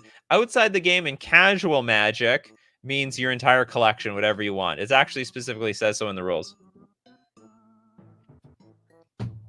So if you're not in a tournament, in sanctioned games, outside the game is the sideboard. That's correct. But so if you're not in a sanctioned game, your whole collection is outside the game. It's the same thing. No, it's not. My entire collection is like 2,000 cards. Sideboard is only 15. You spend mana for charge X, but I ran out of word space. You have to be better with the word space. You have to be better. It definitely wasn't clear. So you have to clear that whole mechanic up. Only 2K cards? It's probably, honestly, it's probably less. I'm a minimalist. I shrunk my collection down to get rid of all the draft chaff and stuff like that. What about Sigam LeBron James? What is this? I did see this come up in the search result. Oh, I don't want to press play. I don't know how loud it's gonna be. Oh, it's too loud. I think it's gonna be too loud for everybody. I can't turn the. Can I turn? Oh, I can turn the volume down. Here we go. We have Sigam LeBron James. Interesting. How the hell did you do this with AI or something? That's amazing. Sigam is magic backwards. Oh my god. Can't believe I didn't even see that. Thank you very much. You've solved the puzzle. Okay, let's look at another $5 one from Skylar. John 2, Deceiver of Lives. John 2. A card similar to what I made in my custom card game, but in magic form. Okay, here's John 2. It is a 3 mana. It's a planeswalker. Reminds me of Liliana. 3 loyalty. +1, sack a creature you control, destroy target creature. It's literally like, literally grist. +1, sacrifice a creature you control, draw cards equal to half its power rounded up. Interesting. I think it should also, well, maybe it's fine by itself, but probably it should also say something like you lose life equal to the cards drawn this way. And then -6, roll a d20. 1 to 10, gain black mana to the value. +1, okay. And then 11 to 19, gain control of target permanent. And then 20, take control of target opponent. What, perpetually? That's broken. So it's basically, it says -6 win the game, which is like a little too much. You can say take control of target opponent on their next turn or something like that. There, I improved this card.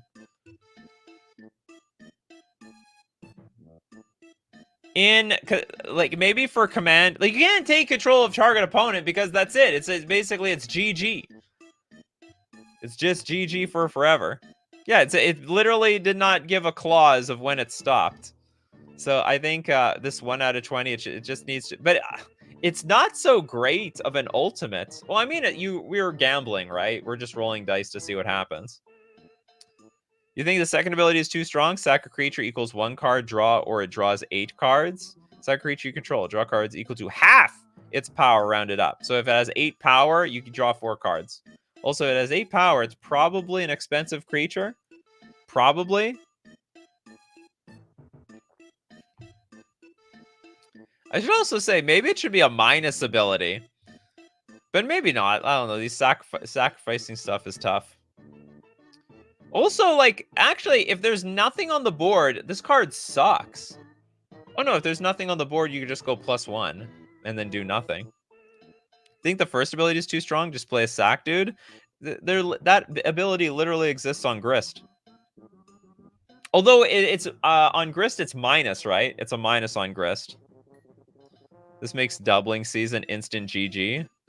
Well, that's true with like a lot of Planeswalkers. Yeah, Grist is -2 for the same. Okay, so maybe it's got to be -2. Maybe these. I don't know how you get. I don't know how you make a plus on this then.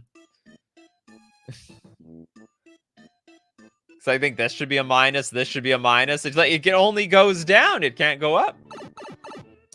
Sack isn't a cost here. Sack. Yeah. Well, I mean, it's a Planeswalker, right? You don't have to do anything.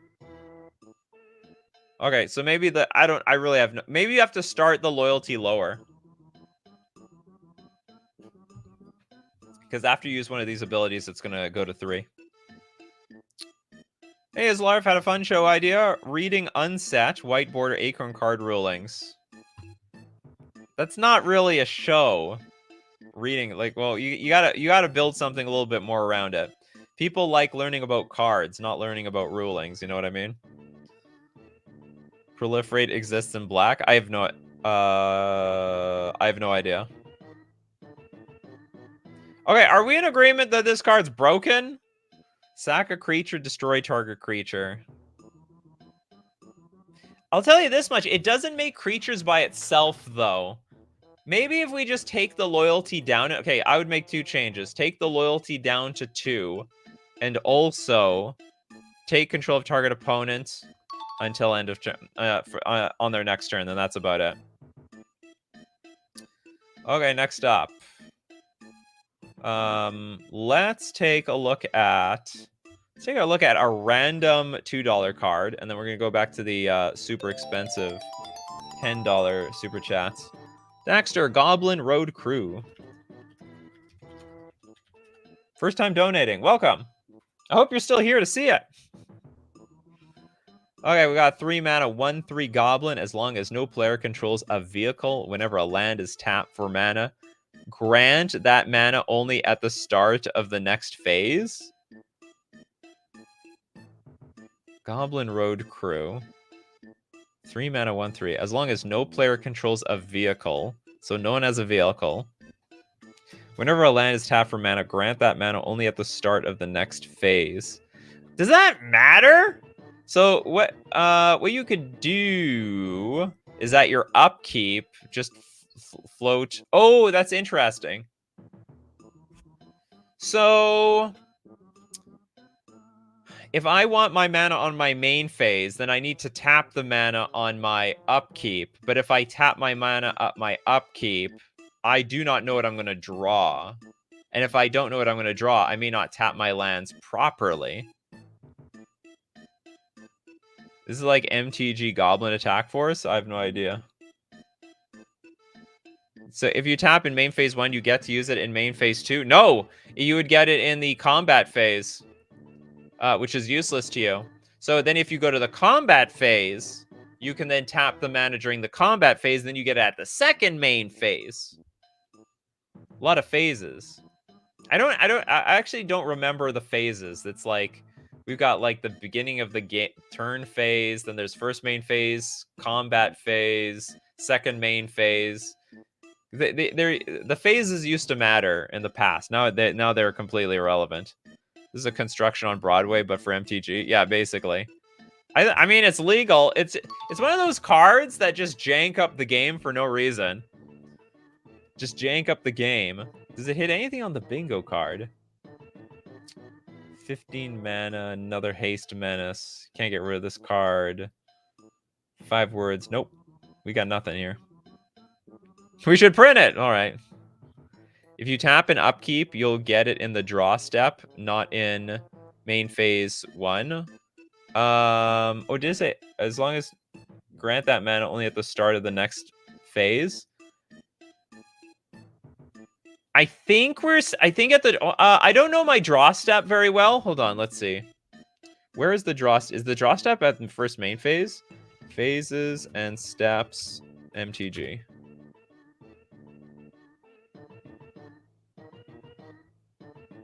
No, the draw step is at the beginning phase. Okay, I found a great picture on this. Okay, here's our Bible, effectively.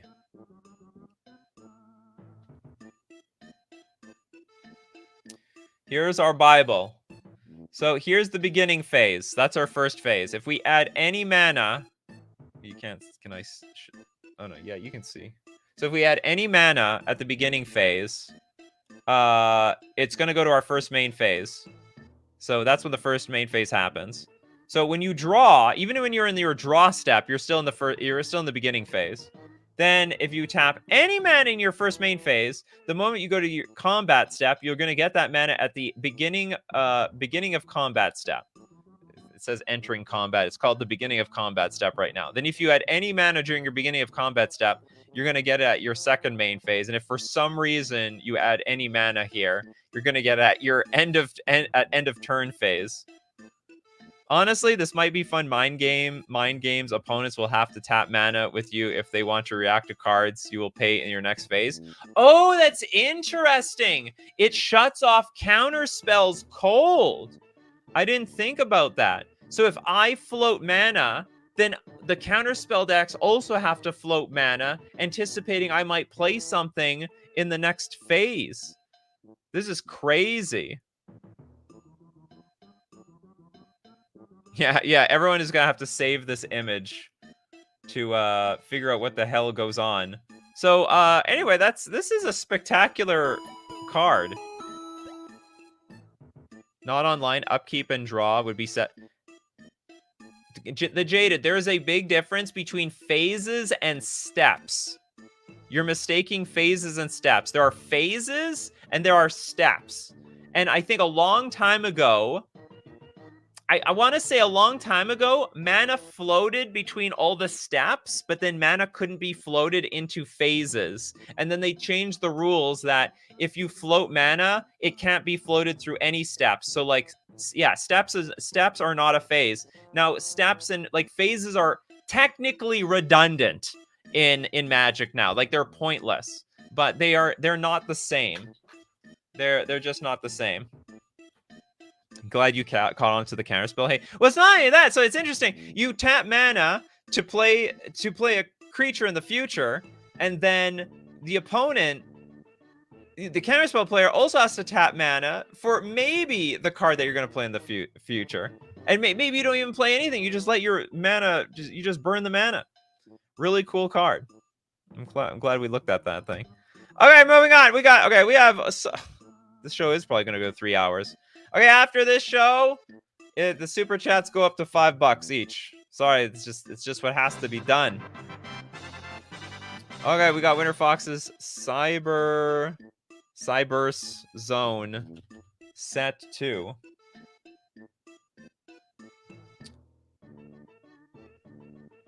All right, we got ALS 001 Warden.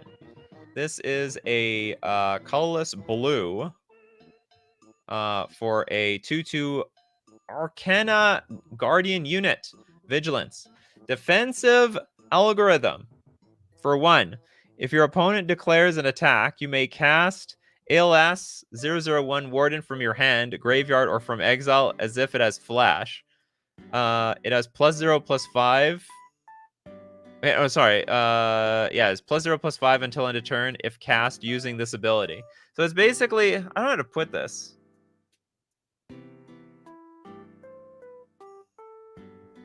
Come on, don't raise the price on the Mr. Saturn music.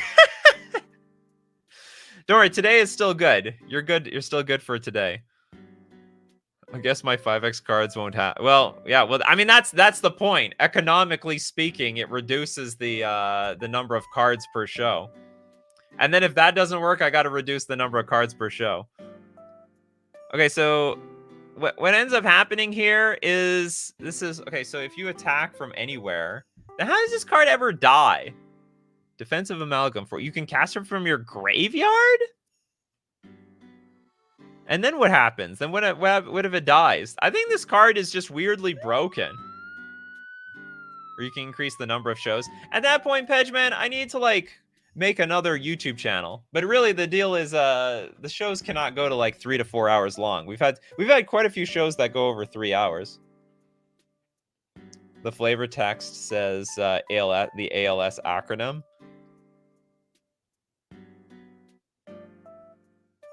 What is it though? I don't see it.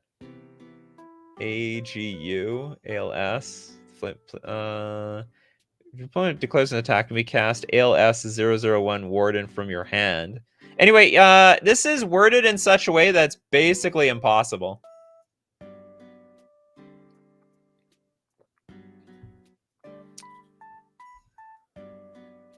No, it says, are you raising the price per card to $5 or the base minimum to have a card rated? No, price per card is $5 and still it'll max out at 10 cards. Okay, I'm going to remind everyone, the show used to have, you were allowed to have 25 cards per day. And then, you know, that was broken up very badly. There's two choices. I could give you a choice. You can have $5 per card, or I lower the number of cards you can have to 5. The choice is yours. Or maybe I'll put a vote to it. You can either, it's one or the other to reduce the number of cards shown. But, okay, ALS, I don't know. Okay, so anyway, I gotta disqualify this card. You basically can perpetually play it from your graveyard for forever. Also for a lot? For like almost nothing? So for pay 1, even if I had to pay 3 mana, that's pretty insane to have a 2/7 on the battlefield. Also, what is declaring an attack? Just attacking during the attack phase? Yeah. So when you go to the declare attacker step, what that means is someone's going to tap their creatures to attack, and they've declared their attack. So if someone attacks you, you can just bring it back from the graveyard. Okay, we have ALS Ghost Paw. That's an amazing picture. This is a colorless blue. 2/2 Arcana Spycraft unit with Shadow. The ALS 002 Ghost Paw on ETB. Look at the top 3 cards of target player's library, then replace them in any order. Okay. It's got Sabotage Circuitry for a blue tap. The problem is the background is blending in with the words. Target artifact or enchantment phases out. The target does not untap during the next untap step unless the controller pays 2. When target artifact or enchantment phases out, the target does not untap during the next untap step unless the controller pays 2. Okay, hold on. So we get to phase something out. Oh, and then they have to pay 2 to phase it back in. Okay, I get it. This is actually fine. It weirdly has Shadow for some reason. Yes, 5 per person. I honestly just tab out during these 10 card from one person sessions and come back later because it's just repetitive. Some of these are very unique. They're very different. Mind you, if I raise it to $5, I will make more money. Okay, we have ALS 003 Danger Duo. It is a colorless blue 3 generic 4/4 Jin and Sasha Cyburst creature Arcana mercenary unit. It's got tripped. The card has haste and enters the battlefield tapped. So what? It's okay. It has haste, but it enters the battlefield tapped.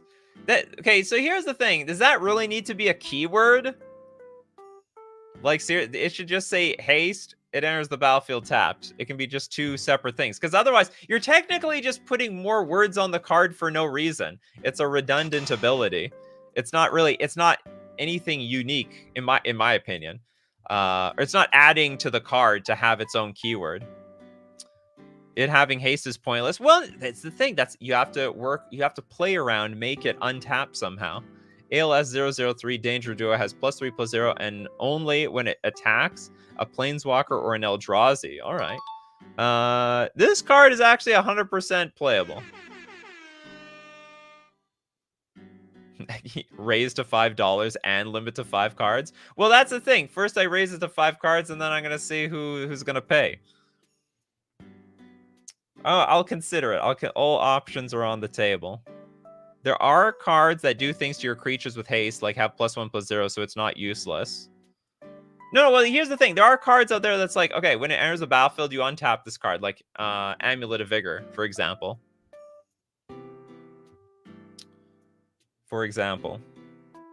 Okay, ALS 004 Mastermind. We have a colorless blue 2 generic 3/3 Arcana Moderator unit with Force Barrier. Before each draw step, look at the top 5 cards of the library of target player, then replicate them in any order. Pay a blue, tap, reactive Force Barrier. It's a 3/3 creature. This card has protection from all colors only once per ETB. I don't understand that.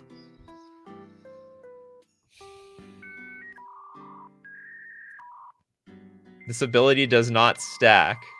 This card has protection from all colors only once per ETB. Oh, I think what it means is when it enters the battlefield, it has protection from all colors. It cannot stack. Because of course it only happened once per ETB. If it says the ability cannot stack. Before each draw step, look at the top 5 cards of the library of target player, which is you, then replace them in any order. That's actually quite broken. Tap, blue tap, reactivate Force Barrier. Oh, it has protection for everything. Okay, hold on. That's a bingo card thing. You can't get rid of this card. I could always count on Winter Fox being the make the type of deck. Yeah, it can't be targeted though. No, it can be targeted. No, we're putting the protection back up. It has protection once targeted by a card, it loses the Force Barrier. Isn't that like just shield? This card has the protection from all colors only once per turn. When you say you have protection from all colors, it can't be targeted at all. Like, it just can't be targeted, period. I guess what you have to say, it has a force, gets a Force Barrier shield counter until end of turn. And then while it has a Force Barrier shield counter, it has protection from all colors. And you know, if it like duplicates, I think that's okay. Okay, and then we've got Immortal Assault Walker. It is a 10 mana 5/8 Assault Walker. It's a Cyberverse mech artifact creature Assault Walker at that. Vigilance, protection from planeswalkers. Hardened Shields 3. Reduce the damage taken by this creature from all sources by N. Blue. When Immortal Assault Walker attacks, it deals double damage to planeswalkers or any creature that blocks its attack until end of turn. Then for colorless, tap, Immortal Assault Walker gains indestructible hexproof and has -X/-0, where X is its current power until end of turn. What did I just read? For 10 mana, I should just say it all works. It deals double the damage to planeswalkers or any creature that blocks its attack until end of turn. Okay, I understand. So it's just double striking, which is very weird on a blue card. Then for colorless, it gets indestructible, hexproof, and -X/-0, where X is its current power until end of turn. Okay, so it's basically just not dying. Don't we already have shield counters? Yeah, but this is different. This is a different shield counter, Steve Cooper. This is Winter Fox's shield counter, and it shields you from all colors. Can't even be targeted. Immortal Assault Walker creates a new card super type for no reason. Why? We don't need badgers. You're just on it today, but I don't think it. I don't think that hits anything on this bingo card. Look how much we've covered. We don't have a bingo yet. We just don't have a bingo. Okay, this card I can pass. I can pass. It's a lot of mana, which makes it fair for its brokenness. Okay, we got the damn draws in the thread. Oh yeah, we're gonna go back for the second part of this thing. We go look at monkey. Monkey see, monkey do. Oh yeah, here's the thread. Is this the third part? 1, 2, 3. We saw 5 cards. We didn't see. This was the last one we saw, right? Corrupted Apeshifter. Okay, we look at Saito Ape. It is a green-black 1 generic instant. Choose a non-legendary creature on the battlefield. Target ape or monkey becomes a copy of that creature and gets +1/+1 and trample until end of turn. So a non-legendary creature. You're just making a clone. Here we clone in the monkeys. Next up, we doom ape. Are these all like basically are these all because there's Doom Gape, right? So this Doom Gape, this is Doom Ape. For the exact same mana cost at that. It's basically, these are real Magic the Gathering cards, apeified. 7 mana for a 10/10 with trample. At the beginning of your upkeep, sacrifice a banana token. Add red or green. If you can't, lose life equal to Doom Ape's power. Yeah, we took real cards and made it ape. We are aping around. No monkeying around here. Drown in the apelessness. 2 mana instant. Return target creature from your graveyard to your hand. If that creature is an ape or monkey, this spell costs 1 less to cast. From tree, ape learn to ride vine anywhere. And from fall, ape mastered forest. Oh my goodness. Return target creature card from your graveyard to your hand. If it's an ape. So basically 1 mana regrowth for ape. Actually, that's a great idea. That is this is actually a very good idea. That could be like basically reprint really strong cards, but make them really narrow. Like something like Mox Amber sort of did, but wasn't narrow enough. Now Mox Amber is just basically a Mox for legendary cards. It's got to be greater than 10 out of 10. See, more than 10 out of 10. 10 out of 10 is not enough. 10 out of 10 too small for the show. Escape Ape. 2 mana for a 1/1 Ape Wizard. Escape Ape can't be blocked. Pay a green. Discard a card from your hand or sacrifice a banana. Return Escape Ape to your hand. Is there a card like that? I don't know a card like that. Then we got the Frenetic Ape Goat. The 3 mana 3/3 Ape Goat. Haste. When it enters, suspect it. Whenever one or more other creatures you control enter, if Frenetic Ape Goat is suspected, can't remember what the suspect mechanic is, you may suspect one of the other creatures. If you do, Frenetic Ape Goat is no longer suspected. Frenetic Ape Goat gets +1/+1 while it isn't suspected. Well, I mean, I think it's fine. I don't know what suspect means. Escape Artist? Oh, that's the card called Escape Artist? I'm not familiar with it. It's probably a good limited card or something. All right, great series. You weren't aping around when you made that series. Let's look at let's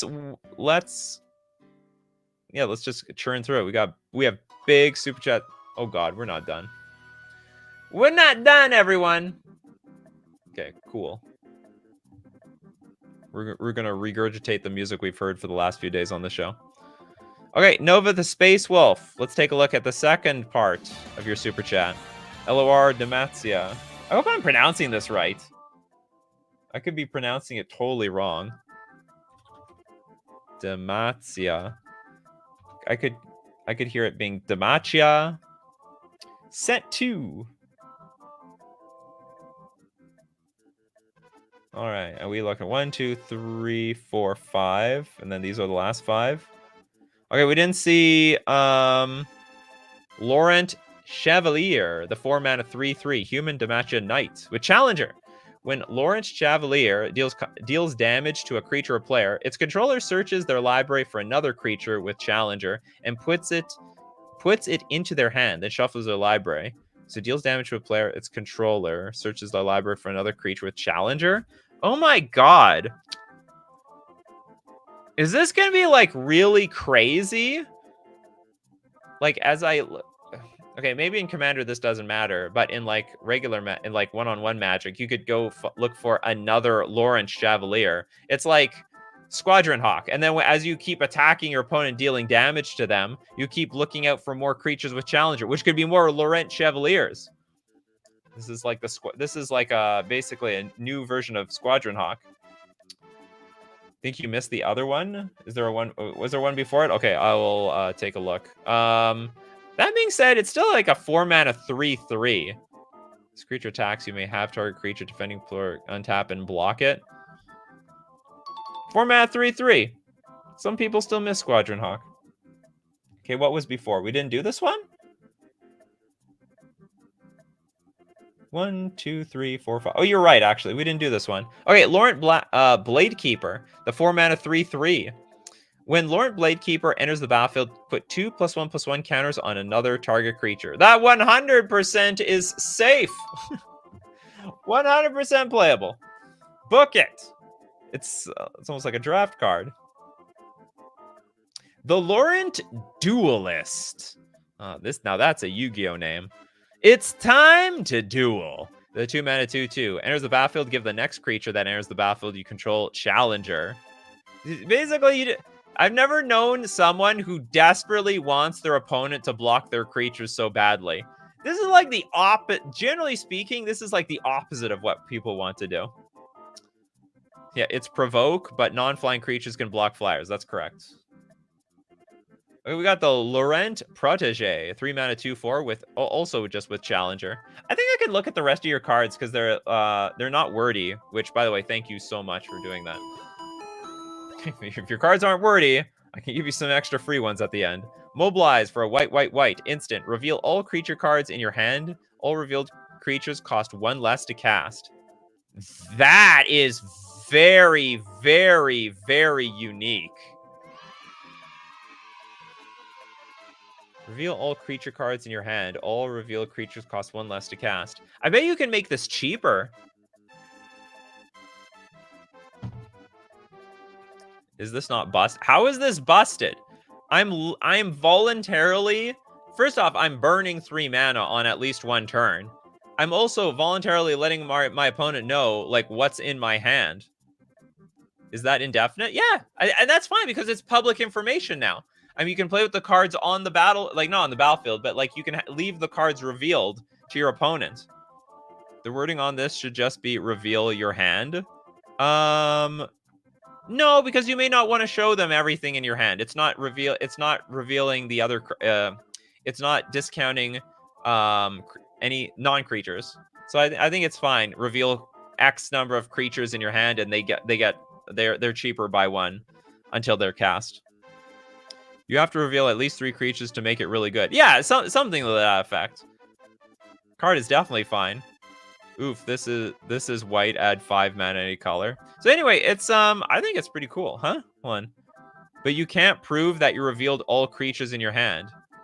Oh, I see what you mean. Reveal all creatures in your hand, all revealed creatures. Well, maybe we should just word it. This is an easy fix. You just reveal any number of creatures in your hand, and then all revealed creatures cost 1 less to cast. I see what you mean. Yeah, that's right. Print it on I think this is completely playable in paper. Joke's on you. I reveal a bunch of uncountable, unkillable creatures. The joke is on them. What else do we got here? The Pluckoporo, a white 1/1 with absorb 1. You're basically showing off all your. Is this an advertisement? Okay, I think we've seen all the stuff from this this thing. Thanks for showing off. I guess these are cards coming out from your new game. Madra! There it is, the end of the Sapta Sagara.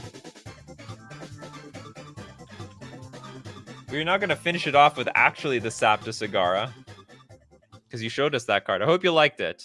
I think the snare mechanic was very creative. Part 14, the final. Waves of Negation. What is it? Everything is countered, right?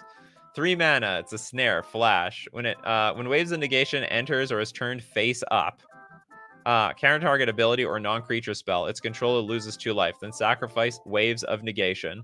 Mana abilities can't be targeted. So when Waves of Negation enters or is turned face up, counter target ability or non-creature spell, its controller loses 2 life. Yeah. Okay. So it is just negates. Oh yeah. Sacrificing Waves of Negation. That's our thing. Yep. Yep. That's a card.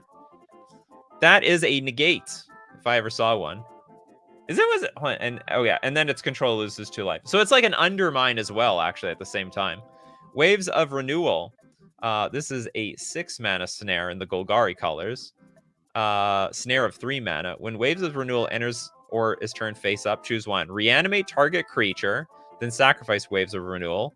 Or reanimate 2 target sirens from your graveyard, then sacrifice Waves of Renewal. So you give me a little bonus to the siren mechanic that you also have in this series. Also for 3 mana, we got a flash snare. Snare it up for green and a blue. When Waves of Void enters or is turned face up, counter target ability or creature spell, you gain 2 life, then sacrifice Waves of Void. I bet you can make this way cheaper.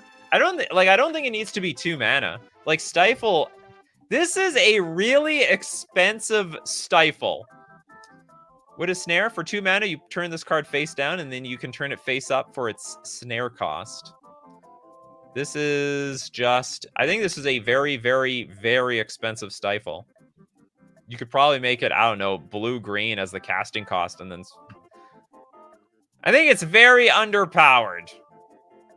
I think it's very, very underpowered. Counter target ability, you got... Yeah, counter ability. Is it just counter ability? Counter target ability or creature... Oh, sorry. It hits the creature spells.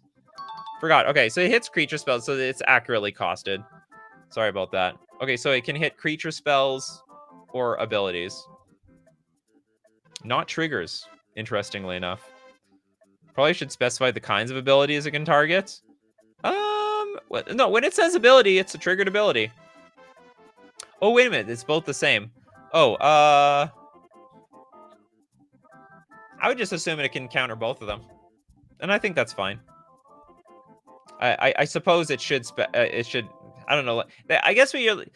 Like, Wizards templates things to say triggered and activated abilities. Like, both abilities.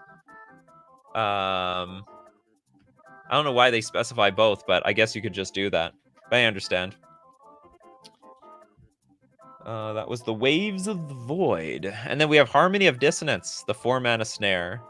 Snare for 2 mana. When Harmony of Dissonance enters or is turned face up, creatures you control with equal power and toughness gain Wither and gets +X/+X, and creatures your opponent control with different power and toughness get -X/-X, where X is the number of artifact and face down permanents you control until end of turn, then sacrifice Harmony of Dissonance.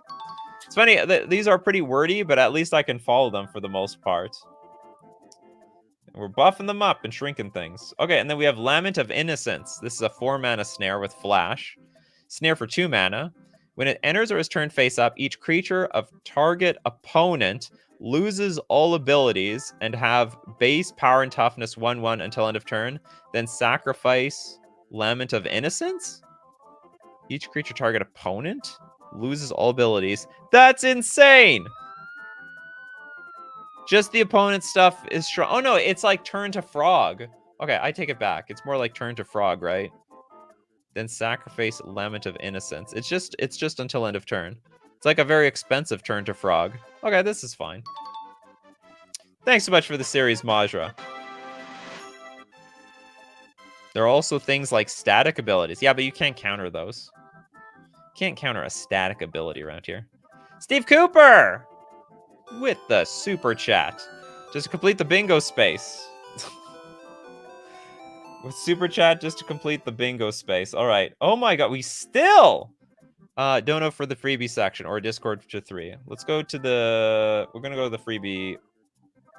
I prefer going to the Discord after we've gone through all the super chats. So we'll just give 3 to the freebie section. Eldrazi Conscriptor. 10 mana, 10/10. People love their 10/10s. They don't like going above that. Bestow of 10. Annihilator 2. Enchanted creature gets +10/+10 and has Annihilator 2. Honestly, this is just weaker than your usual average Eldrazi. What the hell is this? Superfluous? 3/4 Night. Night! When Superfluous enters or attacks. If you don't own a token named Rest Squire, create Rest Squire, legendary snow 1/2 white-blue enchantment human creature token with, if it's neither day or night, it becomes night as Res Squire enters. When Res Squire enters... Hold on, give me a second here. When Res Squire enters or attacks, you gain the initiative, become the monarch, add energy, get Acorn, and get double tickets.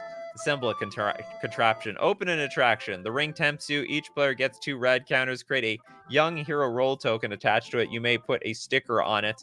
And then each player creates an emblem with, at the beginning of your upkeep, shuffle your deck. Why? Ascend, banding, phasing, and toxic one. Yeah, Yu-Gi-Oh! Textbook alert. Yu-Gi-Oh! Textbook alert. That's gotta nail something on here. Does it have 5 cards in the name? No, it has only 2. Reddit search, another haste menace. Did it have haste and menace? I don't think it had. It has everything except haste and menace.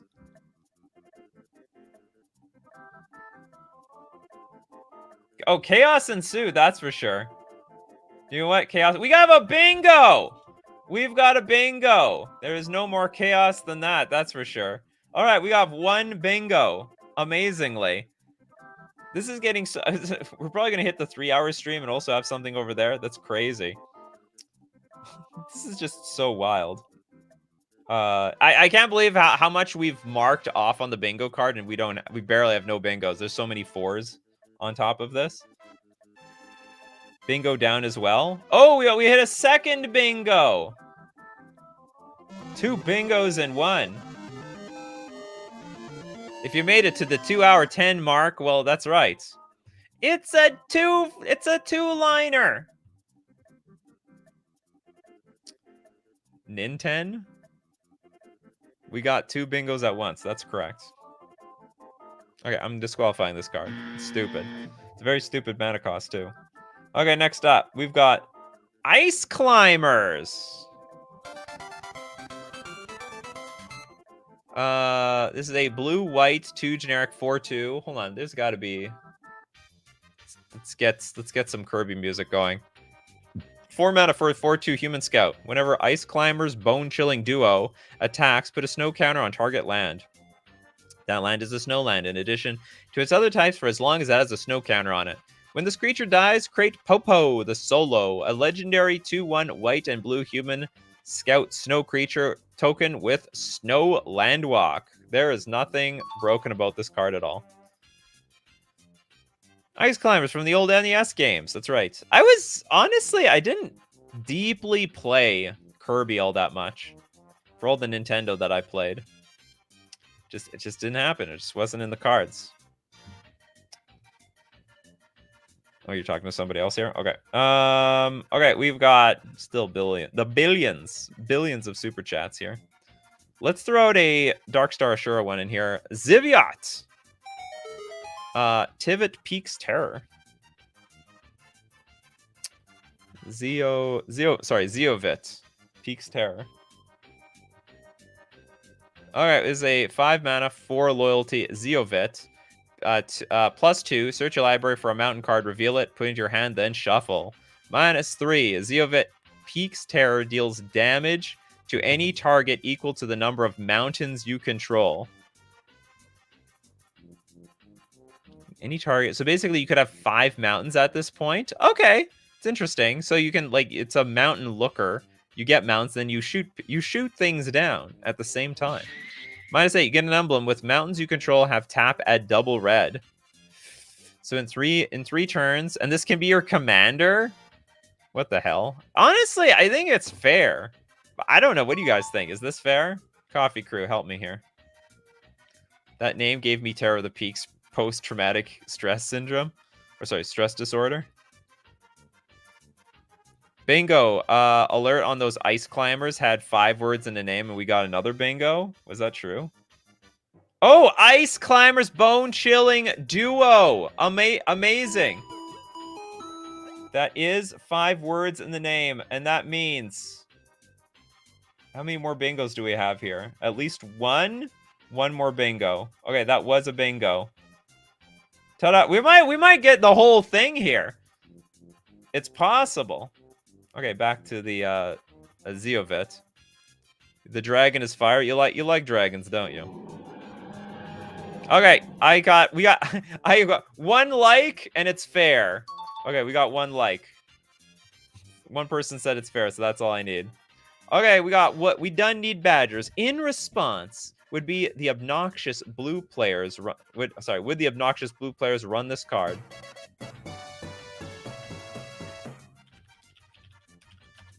Is this gonna bring up a bunch of people? Okay, there we go. In response, this is a blue instant. If you control an island and an opponent controls a spell or ability on the stack, you may cast in response without paying its mana cost. Otherwise, you can't cast in response. What? Control an island, opponent controls a spell or ability on the stack. Yeah, of course. Okay, so moving on. These are like the obvious things. Choose one. Untap up to 2 lands you control, making it redundant. Exile target permanent you control, then return to the battlefield under your control at the beginning of the next end step. Okay. And then return target spell to its owner's hand unless its controller pays 2. It's legal. It's a completely legal card. It's not busted. Isn't the first ability just, like, useless? I mean, of course, you could, like, untap Nykthos or something. I mean, okay, there are some lands that will add more than 1 mana that you can get some more use out of in response. But you can't do it proactively, which is I like. It's like a force of negation type of card. You can only use it in response to something else. It's free. You can only choose one, remember. Cast for 0, untap 2. Fun controls the spell ability you may cast in response. Oh yeah, that's true. It's free. If you control an island and an opponent controls a spell or ability on the stack. Isn't this always free then?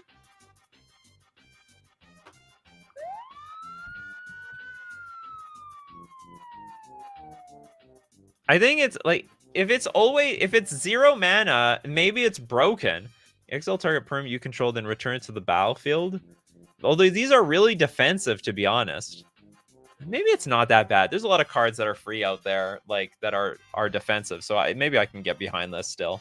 It's close. It's really close, though. Because, like, maybe I could see some Storm players or some combo players abusing this. Like, it's like, okay, you play any random spell. Okay, I'm gonna float some mana, then untap it. And then I just doubled my mana this turn. It's super broken. It's Dark Ritual with like 3 other cards. Maybe. Can't play it if you haven't had a turn yet.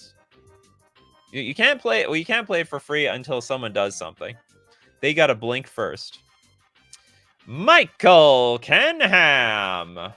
Sabek, Lord of Wrath. Let's take a look at it. Sabek, Lord of Wrath. Sorry I'm late. Oh, don't worry. The show goes so damn long. Oh, what was the other card? Oh, I'll look at the other one. Okay, we have Clea, Lover of Sabek. It's a 6 mana, 6/5. First strike, lifelink, vigilance. Whenever Clea, Lover of Sabek, becomes the target of a spell that an opponent controls, you may pay X life. Rex is the spell's mana value. If you do, choose a new target for the spell instead. Is that like a black or white thing? Isn't that like more of a red thing to like redirect a spell somewhere else? Either way, I think that's a very unique ability. At the beginning of your post-combat main phase, create a 0/1 supplicant creature token with when this creature dies, you gain 3 life. We can always use some more life around here. I think the card is totally doable. Here's your supplicant token. Isn't this Blind Obedience? Blind Obedience, the token. And we have Sabek, Lord of Wrath. 7 mana for an 8/8. Like some sort of shadow power and toughness over here. Flying, trample, double strike. Protection from white. When Sabek, Lord of Wrath dies, regenerate it. So it basically, it doesn't die. Should we just say, so you don't want to make it indestructible? I wonder if there's any sort of niche thing surrounding this. So if it dies, it just automatically regenerates. At the beginning of your end step, pay 3 life and sacrifice another permanent. If you can't, exile Sabek, Lord of Wrath. You actually balanced it quite well. Nice set of cards. Pretty sure dies is too late to regenerate it. Oh, you might be right.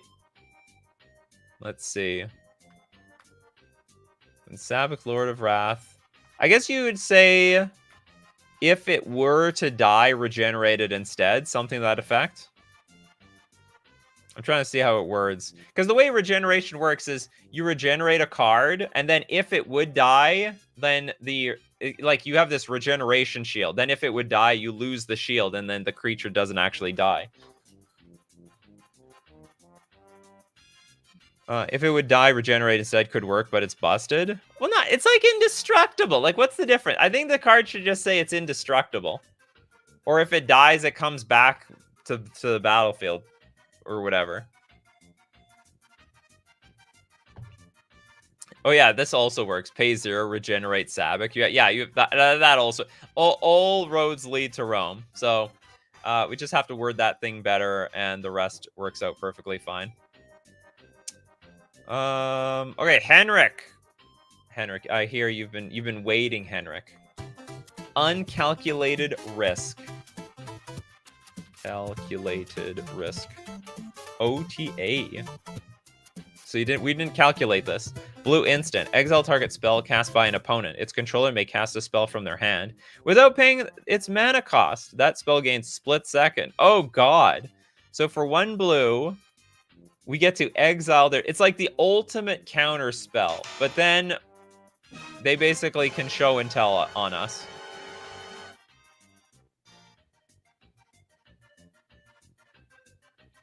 That's how I'm looking at it, right?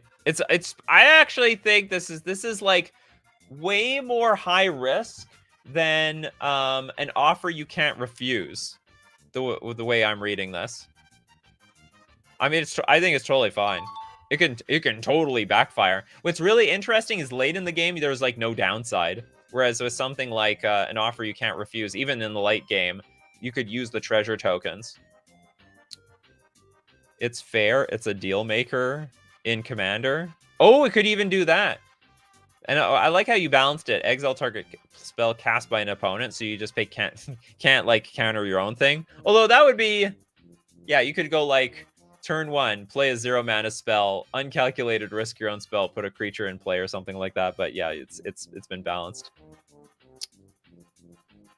We're still going, Jasper Rab. We're still going. We're still going. If someone donates, I'll do one for you, Aiden. Is there a donation in here? If someone donates, we'll do it. The problem is I can't do freebies, otherwise the show never ends. It absolutely never ends. That's why we got to change the policy around here. I guess the policy is gonna be it's like $5 a card. You're only gonna get like 5 cards per show. Oh, F it. It's it's super long. Okay, Johan, you're new here. Where is it? Where you have Nin10 in the Discord? Let's look up Nin10 really quickly. Because I'm a fan of Earthbound. Oh god. Okay, this is I'm just presenting this. We can look at anyone who wants to pause the video, go for it. Why does he cost so much? Why so much? He's a poor little kid. Started out with like no powers, but it had a lot of potential. It has banding for some reason, yeah. Has banding. Okay, next super chat. Let's get For You! Linear equation can't. That is. I've heard of that one. That's Yu-Gi-Oh! Linear equation cannon. All right. It is blue 2 generic artifact. Pay X tap. Sacrifice linear equation cannon. Compare the number of cards in your graveyard with X multiplied by the mana value of target permanent an opponent controls. Plus the number of permanents that opponent controls. If they are equal, you may mill up to X, then shuffle target permanent that opponent controls into their owner's decks up to the number of cards milled this way. If they are not equal, you lose X life. I have no idea. I have no idea what I just read. No idea. I just hope that it passes.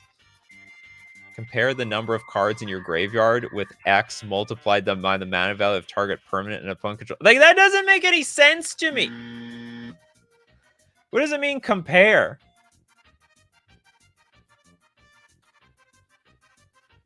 Banding is definitely that bingo square. Oh, you mean the old mechanic? We already got there, though. We already did it. It's been done. Compare. It's like I don't know how to fix this. In Magic, we don't have compare the number of cards in our graveyard with X multiplied. Yeah, too many maths. It's equations. Too much stuff going on. Okay. Pizza the Hut. From the damn draws. Hold on. Ciao, boys.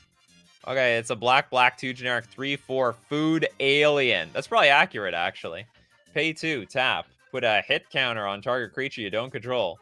When a creature with a hit counter dies, the player that destroyed that creature creates a treasure token, and you create a treasure token. 1,000,000 space bucks.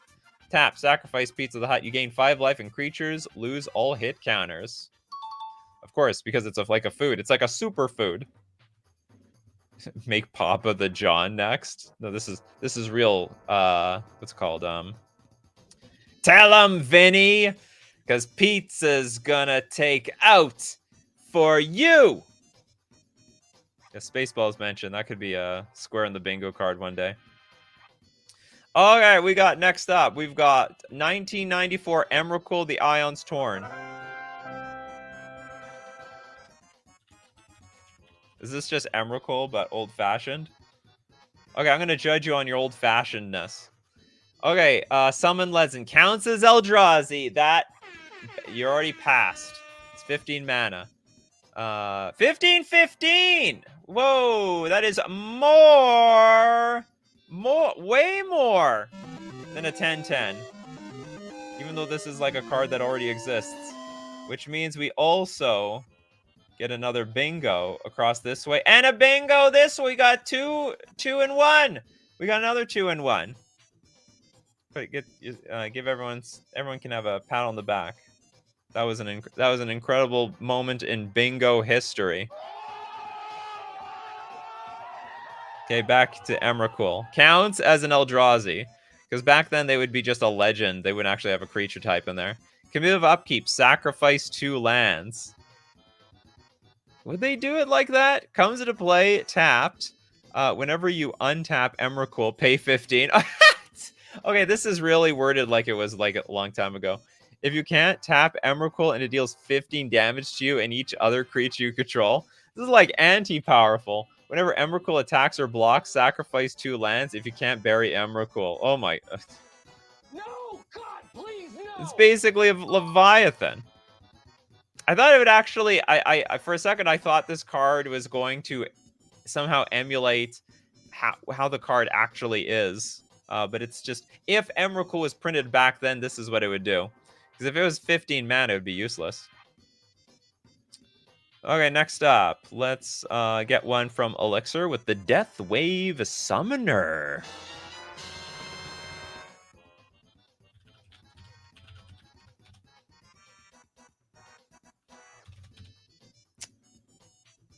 Another Merfolk. We got a Merfolk Wizard.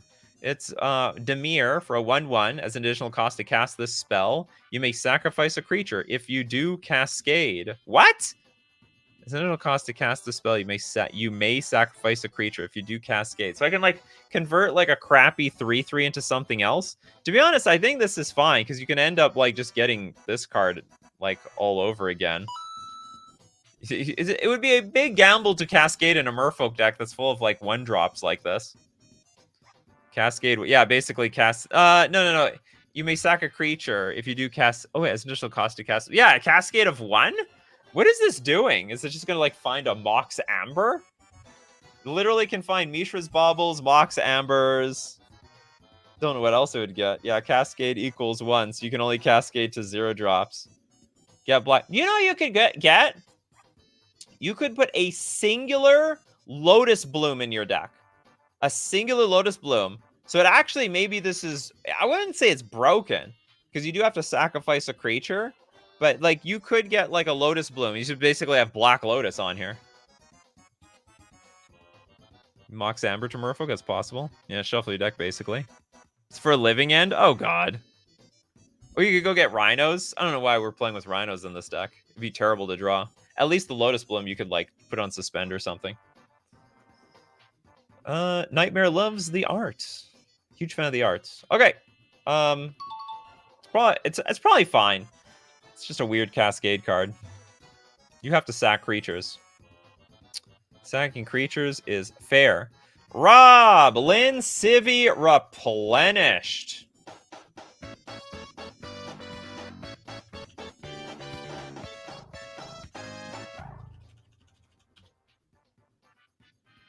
All right, Lynn Civvy replenished as a white, one generic legendary creature. Human Rebel returned. A 2/3 non-creature spells cost 1 more to cast. Pay X, recruit X, put into play from library a Rebel card with mana value X or less, then shuffle. If Lynn Civvy dies, her name and attributes become those of Lynn Civvy Defiant Hero. Why? The Spark of Thraben repurposed a long-gone heroine? So Lynn Civvy replenished. Pay X, recruit X, put into play from the library a Rebel card with mana value X or less, then shuffle.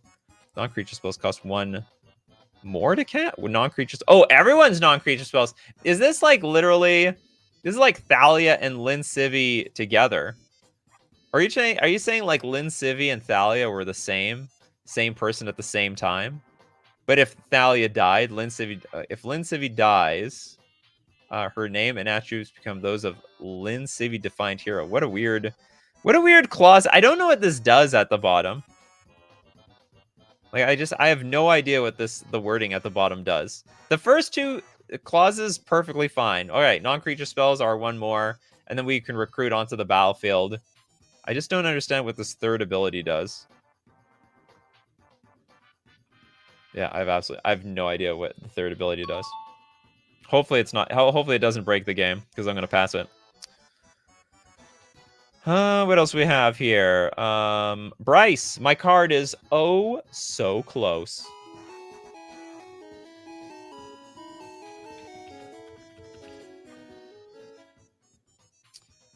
So close yet so far. 3 mana for an instant. You have hexproof until the end of turn. If a player would win the game, target player loses the game instead. So you have hexproof until end of turn. If a player would win the game, target player... Target? What do you mean? If a player... Shouldn't it just say that player loses the game? Right? Because, like, what's the point of someone winning the game and then you make somebody else lose the game? Okay, like, player B is playing Thassa's Oracle. They're about to win.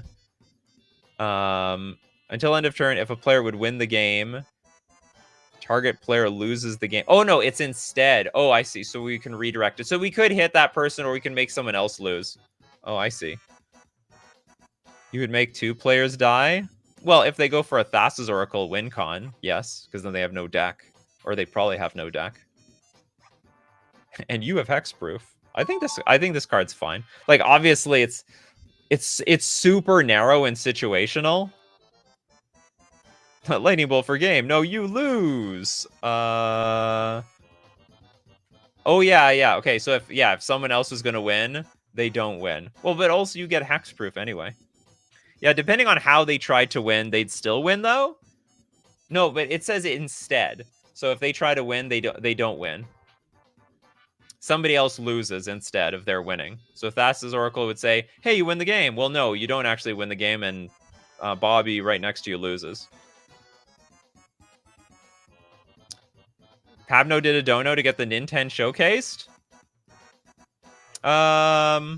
Oh, okay. Well, then we'll do that next. All right. This card, I think, is very fair. Donate to Aiden for Nintendo. All right, you got it. Hopefully Aiden's still here. Oh, that was you. You're the one reminding me. Yeah, we would get to it eventually.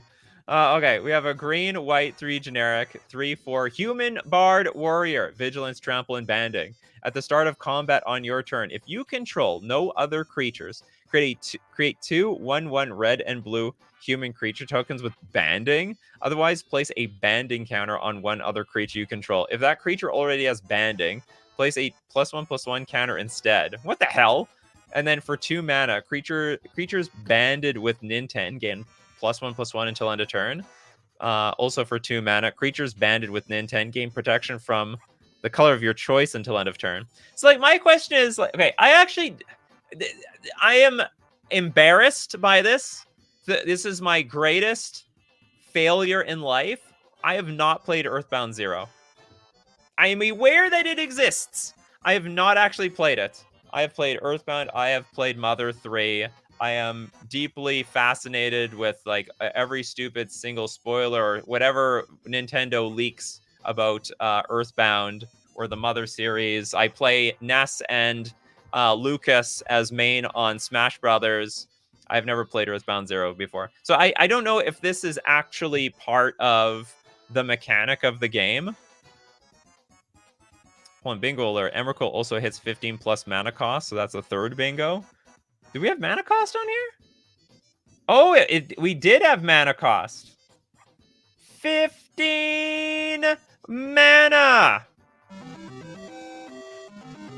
We might hit almost everything. Is this like a rare show? Majra did not donate to Pedgeman for some reason. Times are tight for Majra. Although Pedgeman gets a lot of donations in the past. Okay, so we got. Did it hit anything else? No, we're very close. Very close to a lot of stuff. Okay, back to the Nintendo card. I guess in the grand scheme of things, this is definitely fair. Isn't Earthbound 0 on the Switch? Yeah, it probably is. I'm pretty sure it is.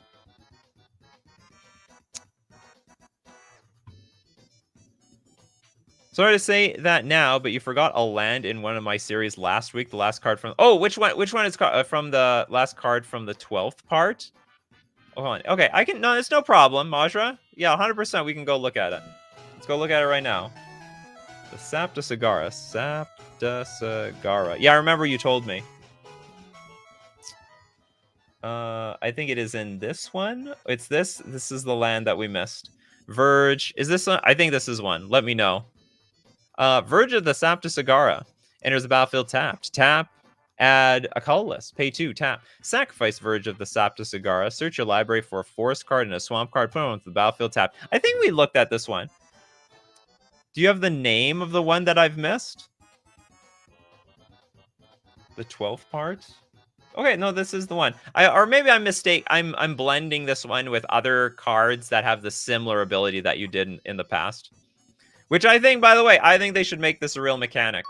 So you have like lands that you can sacrifice later to turn it into more lands. I mean, you're literally burning 3 mana to do this. The land has to tap itself, and also you have to pay 2. And then you sack it to get more lands onto the battlefield. And they come tapped too. Owen says, Majra pays Nikachu's rent. We got to make sure we get all the cards covered. Yeah, exactly. Don't worry, I will go back. I've missed cards. We started today's show with a card that I missed in one other show. Next up. Okay, we're going to look at this one. The Contemplating Assassin.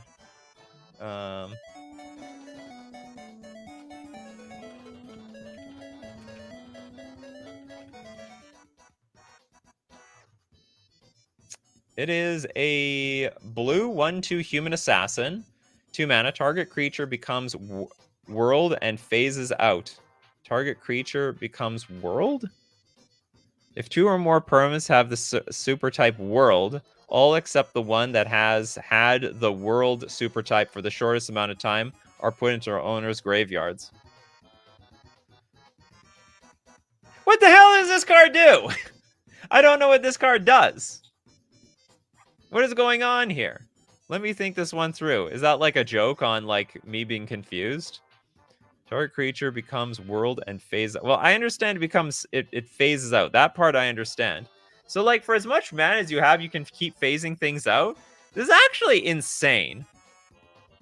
It's just a legend replacement rule.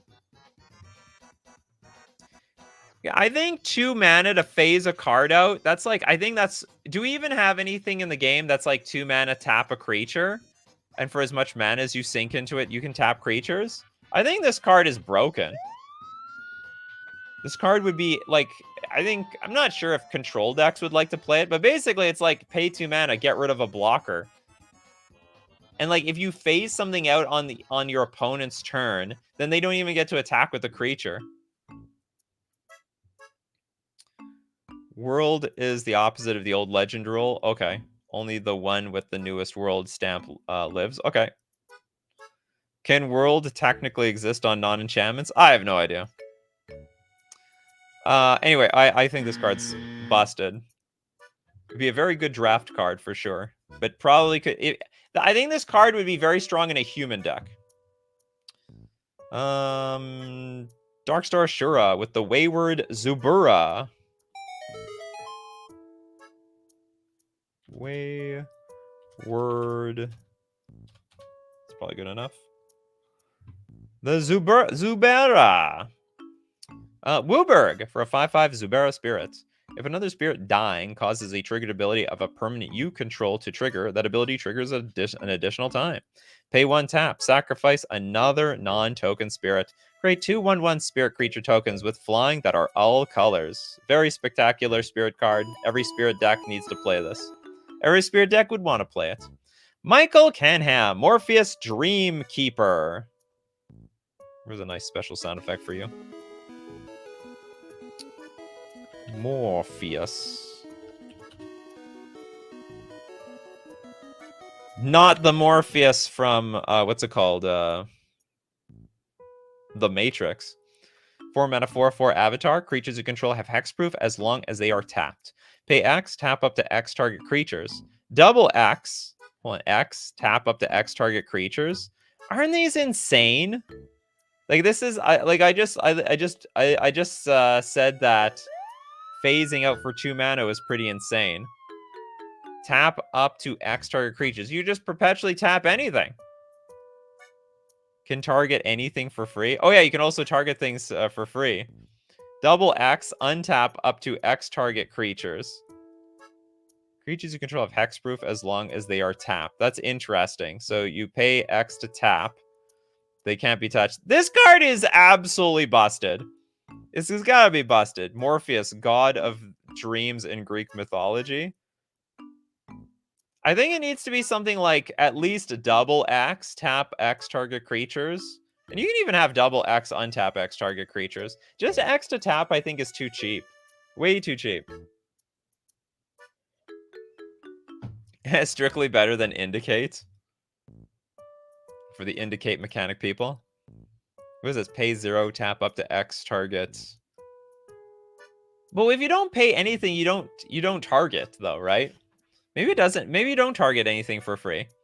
Because you tap up to X target creatures. If X is 0, you target nothing. So actually, I don't think that's true. It's not strictly better Indicate. This incredibly busted infinite mana, tap all your stuff. How does it work? How do you get infinite mana out of this? Tap up to X target creatures, untap up to X target creatures. Like there are some there's some creatures that will tap for like 3 mana, right? And then you can untap it, but that would be fair, I think. That's all fair game. But I think the ability to just tap creatures willy-nilly, it seems strong. Like am I not wrong? Like there's no other card that does this. Maybe I'm wrong. Can someone name another card that like lets you tap X creatures for X mana? Anything that taps for more than 3? Yeah, I think so. I think usually it costs quite a bit. So for that reason, the X tap is too strong. Maybe if it's double X, it'd be fine and fair. Darkstar Ashura with Alec Thras, Bulwark of the Deep. Alec Thras. It's a crab. It's a giant crab at that. 5 mana for a 2/8 with Defender. Whenever a creature an opponent controls become blocked by one or more creatures you control with a toughness 4 or greater, draw a card. Then the attacking player mills a card. Whenever a creature an opponent controls becomes blocked by one or more creatures you control. Okay, so I attack, they block. Oh, with tough... Blocked by one or more creature you control with toughness 4 or greater, which is this. Draw a card, then the attacking player mills a card. Oh yeah, that's totally fair. I'm surprised you're not even milling that much here. Crabs, they like to mill for a lot. Custom card stereotype.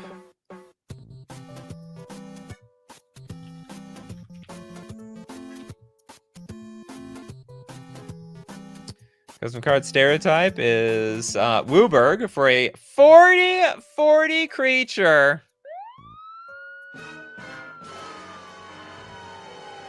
This has got to hit something here. Does it have haste? Does it have haste and menace is the real question. It is a human, god, superhero, warrior, wizard, and everything else. Read custom card stereotypes text box as though it had terrible and inconsistent templating and font. Custom card stereotype can't be countered. When custom card stereotype enters, exile all permanents your opponents control. Flash, double strike, trample, flying, haste, hexproof, indestructible, menace. No, God, please, no. But that does hit the bingo card. All right, we've got another haste and menacer, and that. Oh wow, that doesn't actually make a bingo. We have like 3 spots left on this entire thing. Vigilance and 50 more keywords of your choice. Honestly, I think the first custom card is a little underpowered. A 40/40 5-drop is pretty weak in Commander. You're right. Yeah, balanced in Commander. I already walked away within 3 seconds of looking at this. I like the superhero cape touch to this. And Pabno. Donate to Pedgeman if has one. Otherwise to chat. No, Pedgeman not having a card? Never. All right. I'm gonna close my eyes. It's gonna drop it somewhere on a random Pedgeman card as usual. Is this Pedgeman? This is Pedgeman. All right. It was Bound in Blood. This is a Rakdos Blue 2 generic Vampire Kindred enchantment. Whenever a player discards a card, each other player creates a blood token. Okay, so like a random person discards a card, we all get blood tokens. Imagine you play Wheel of Fortune. Counter spells or abilities your opponents control that target you. Okay, I think you mean counter spells or abilities your opponents control that target you.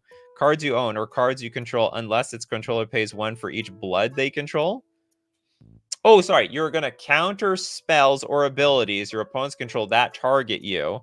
Cards you own or cards you control unless its controller pays 1 for each blood they control. So if they have like 3 blood, they can't target you? Target your stuff? I thought it'd be something like per blood I control. So they have to get rid of the blood. Oh, but if they get rid of the blood, then they create more blood tokens. Oh, that's interesting. What a very interesting mechanic here. I'm tempted to make a card. Oh, just a post on Reddit and Super. Yeah, you can sack the blood. Yeah, so the deal is you can sack the bloods, but then you discard cards. And if you discard a card, then everyone else gets blood tokens. And if they get blood tokens, and then as other people get blood tokens, they can sack their blood tokens to give you blood tokens. Interesting. Yes, they have to drink their blood first, but then they give your blood. Interesting. Very, very, very unique mechanic. All right. That's it. It's not the longest show in the world, but it went pretty long. Oops. But it's going to come to an end, as the new rules will seep in by next week. All right, but if you want to be part of the show, you got to be here 3 p.m. Central Standard Time. Thanks to everyone who supports the show, by the way. If you're a patron on Patreon, a member on YouTube, or you super chat to be part of the show, or you super chat so other people are part of the show, huge shout out to those people. And thank you so much to everyone who's here, who makes cards to make the show what it is every single day. People like David, Pedgeman, Steve Cooper. We got Sage, Pabno, John, Benjamin. We got Tim, Oldboy, Benjamin Berkeley, Winter Fox, The Damn Draws. Majra, huge shout out to Majra. You know who you are. I can't pronounce your name. And the Jaded. And as usual, my coffee crew, keep brewing up them coffees. And we'll keep brewing up the magic. Take care of yourselves, and I will see you at the next cup.